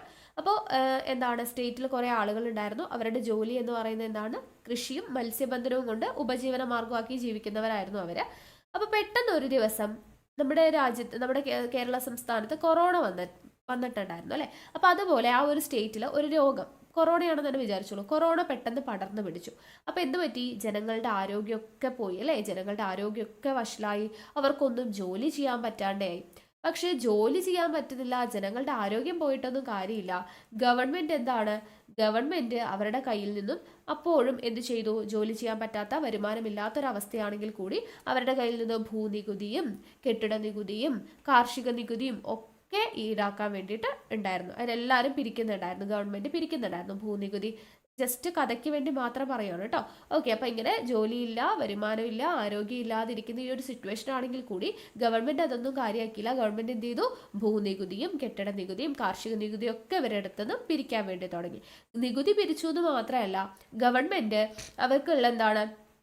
പെൻഷൻ നൽകിയതുമില്ല. ഇവരുടെ കയ്യിൽ നിന്ന് നികുതി പിരിച്ചു എന്ന് മാത്രമല്ല, അവർക്ക് കൊടുക്കാനുള്ള പെൻഷൻ കാശ് കൊടുക്കുകയും ചെയ്യില്ല. ഓക്കെ, അപ്പം അങ്ങനെ വന്നപ്പോൾ അവരാകെ എന്ത് ചെയ്തു? കടത്തിൽ മുങ്ങി. അവരെല്ലാവരും എന്തായി? ഭയങ്കരമായിട്ട് കടത്തിൽ മുങ്ങി. അപ്പോൾ അവിടുത്തെ ദേശവാസികൾ എല്ലാവരും കൂടെ ചേർന്നിട്ട് എന്ത് ചെയ്തു? ഒരു തീരുമാനം എടുത്തു. ഒരു വാഹനം എടുത്തിട്ട് എല്ലാവരും കൂടെ സെക്രട്ടേറിയറ്റിന് മുമ്പിൽ പോയിട്ട് നമുക്കൊരു സമരം ചെയ്യാം. വാഹനം എടുത്ത് സെക്രട്ടേറിയറ്റിന് മുമ്പിൽ പോയിട്ട് നമുക്ക് സമരം ചെയ്യാമെന്ന് തീരുമാനിച്ചു. ഇങ്ങനെ സമരം ചെയ്തുകൊണ്ടിരിക്കുന്ന സമയത്ത് എന്ത് സംഭവിക്കും? ഒരു പാർട്ടിക്കാർ സമരം ചെയ്യുമ്പോൾ എതിർ പാർട്ടിക്കാർ വന്ന് പ്രശ്നം ഉണ്ടാക്കുന്നത് സ്വാഭാവികമാണ് അല്ലേ. അപ്പോൾ ഇങ്ങനെ സമരം ചെയ്യുന്ന സമയത്ത് എതിർ പാർട്ടിക്കാർ വന്നിട്ട് അവരും കൂടെ ബഹളം ഉണ്ടാക്കി, ആകെ അടിപിടിയായി. അവിടുത്തെ ക്രമസമാധാനം നഷ്ടപ്പെട്ടു. ക്രമസമാധാനം നഷ്ടപ്പെടുമ്പോൾ ആര് വരും? പോലീസ് വരും അല്ലേ. അപ്പം അങ്ങനെ പോലീസ് വന്നു, അവരെ പിടിച്ച് ജയിലിൽ അടച്ചു. ഓക്കെ. ജയിലിൽ അടയ്ക്കുന്ന സമയത്ത് എന്താ സംഭവിക്കുക? ജയിലിൽ ബാക്കിയുള്ള കുറേ കുറ്റവാളികളും ഒക്കെ ഉണ്ടാവും അല്ലേ? അപ്പോൾ അവരുടെ കൂടെയൊക്കെ പെരുമാറുന്നത് കൊണ്ടും ഇടപഴകുന്നത് കൊണ്ടും ജയിലിൽ കിടക്കുമ്പോൾ ഇവരുടെ സ്വഭാവം ആകെ മാറി. ചൂതുകളി, പണം വെച്ചിട്ടുള്ള ചൂതുകളി, മദ്യപാനം, അങ്ങനെയുള്ള ദുശീലങ്ങളൊക്കെ ഇവർ ജയിലിൽ കിടന്ന് പഠിച്ചു. അങ്ങനെ ഇവർ മദ്യപാനവും ചൂതുകളെയൊക്കെ തുടങ്ങി. മദ്യപാനമൊക്കെ അങ്ങനെ അതിൻ്റെ എന്താ പറയുക, ഭയങ്കരമായിട്ടുള്ളൊരു ഘട്ടത്തിലോട്ട് പോയി. അങ്ങനെ മദ്യപിച്ച് എന്താണ്, അവർക്ക് അസുഖങ്ങളൊക്കെ വരുമല്ലോ. അപ്പോൾ സ്വാഭാവികമായിട്ട് മരണം സംഭവിച്ച അവരെന്തായി, അവസാനം ശവ സംസ്കരിക്കേണ്ടി വരും അല്ലേ? ശ്മശാനത്ത് കൊണ്ടുപോയിട്ട് സംസ്കരിക്കേണ്ടി വരും. ഓക്കെ. അപ്പോൾ ഇതാണ് നമ്മുടെ ചെറിയൊരു സ്റ്റോറി. ഓക്കെ, ക്ലിയർ ആയത് വിശ്വസിക്കുന്നു. അപ്പോൾ നമുക്കിതിൽ ഏതൊക്കെ ടേംസാണ് വരുന്നത് എന്നുള്ളത് നോക്കാം.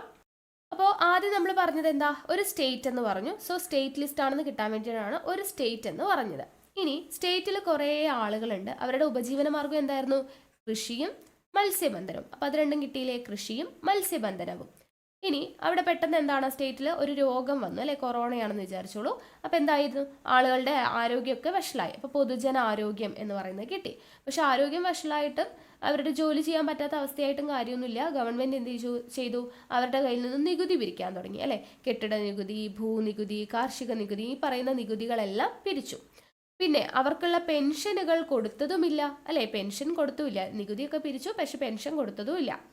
അപ്പോൾ എന്ത് ചെയ്തു, ആ ദേശം തദ്ദേശമായിട്ട് കണക്ട് ചെയ്യുക കേട്ടോ. തദ്ദേശ സ്വയംഭരണം കിട്ടാനാണ്. ആ ദേശത്തെ ആളുകളെല്ലാം കൂടെ ഒരു കാര്യം തീരുമാനിച്ചു. ഒരു വാഹനം എടുത്ത്, വാഹനം മീൻസ് ഗതാഗതം. ഓക്കെ, ഏതെങ്കിലും ഒരു ഗതാഗത മാർഗത്തിലൂടെ ഒരു വാഹനം എടുത്തിട്ട് എന്ത് ചെയ്യാം, സമരം ചെയ്യാം അല്ലേ? സെക്രട്ടേറിയറ്റിന് മുമ്പിൽ പോയിട്ട് സമരം ചെയ്യാമെന്ന് തീരുമാനിച്ചു.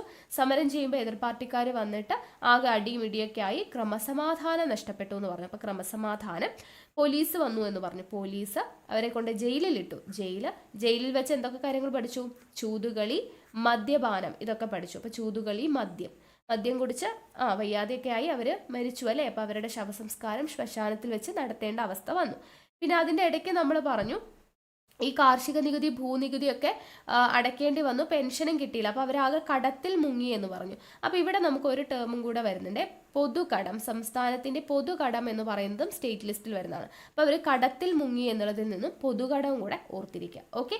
അപ്പോൾ നമ്മുടെ സ്റ്റേറ്റ് ലിസ്റ്റിൽ വരുന്ന കാര്യങ്ങൾ എന്തൊക്കെയാണെന്ന് പഠിച്ചല്ലോ നമ്മുടെ ചെറിയ സ്റ്റോറിയിലൂടെ.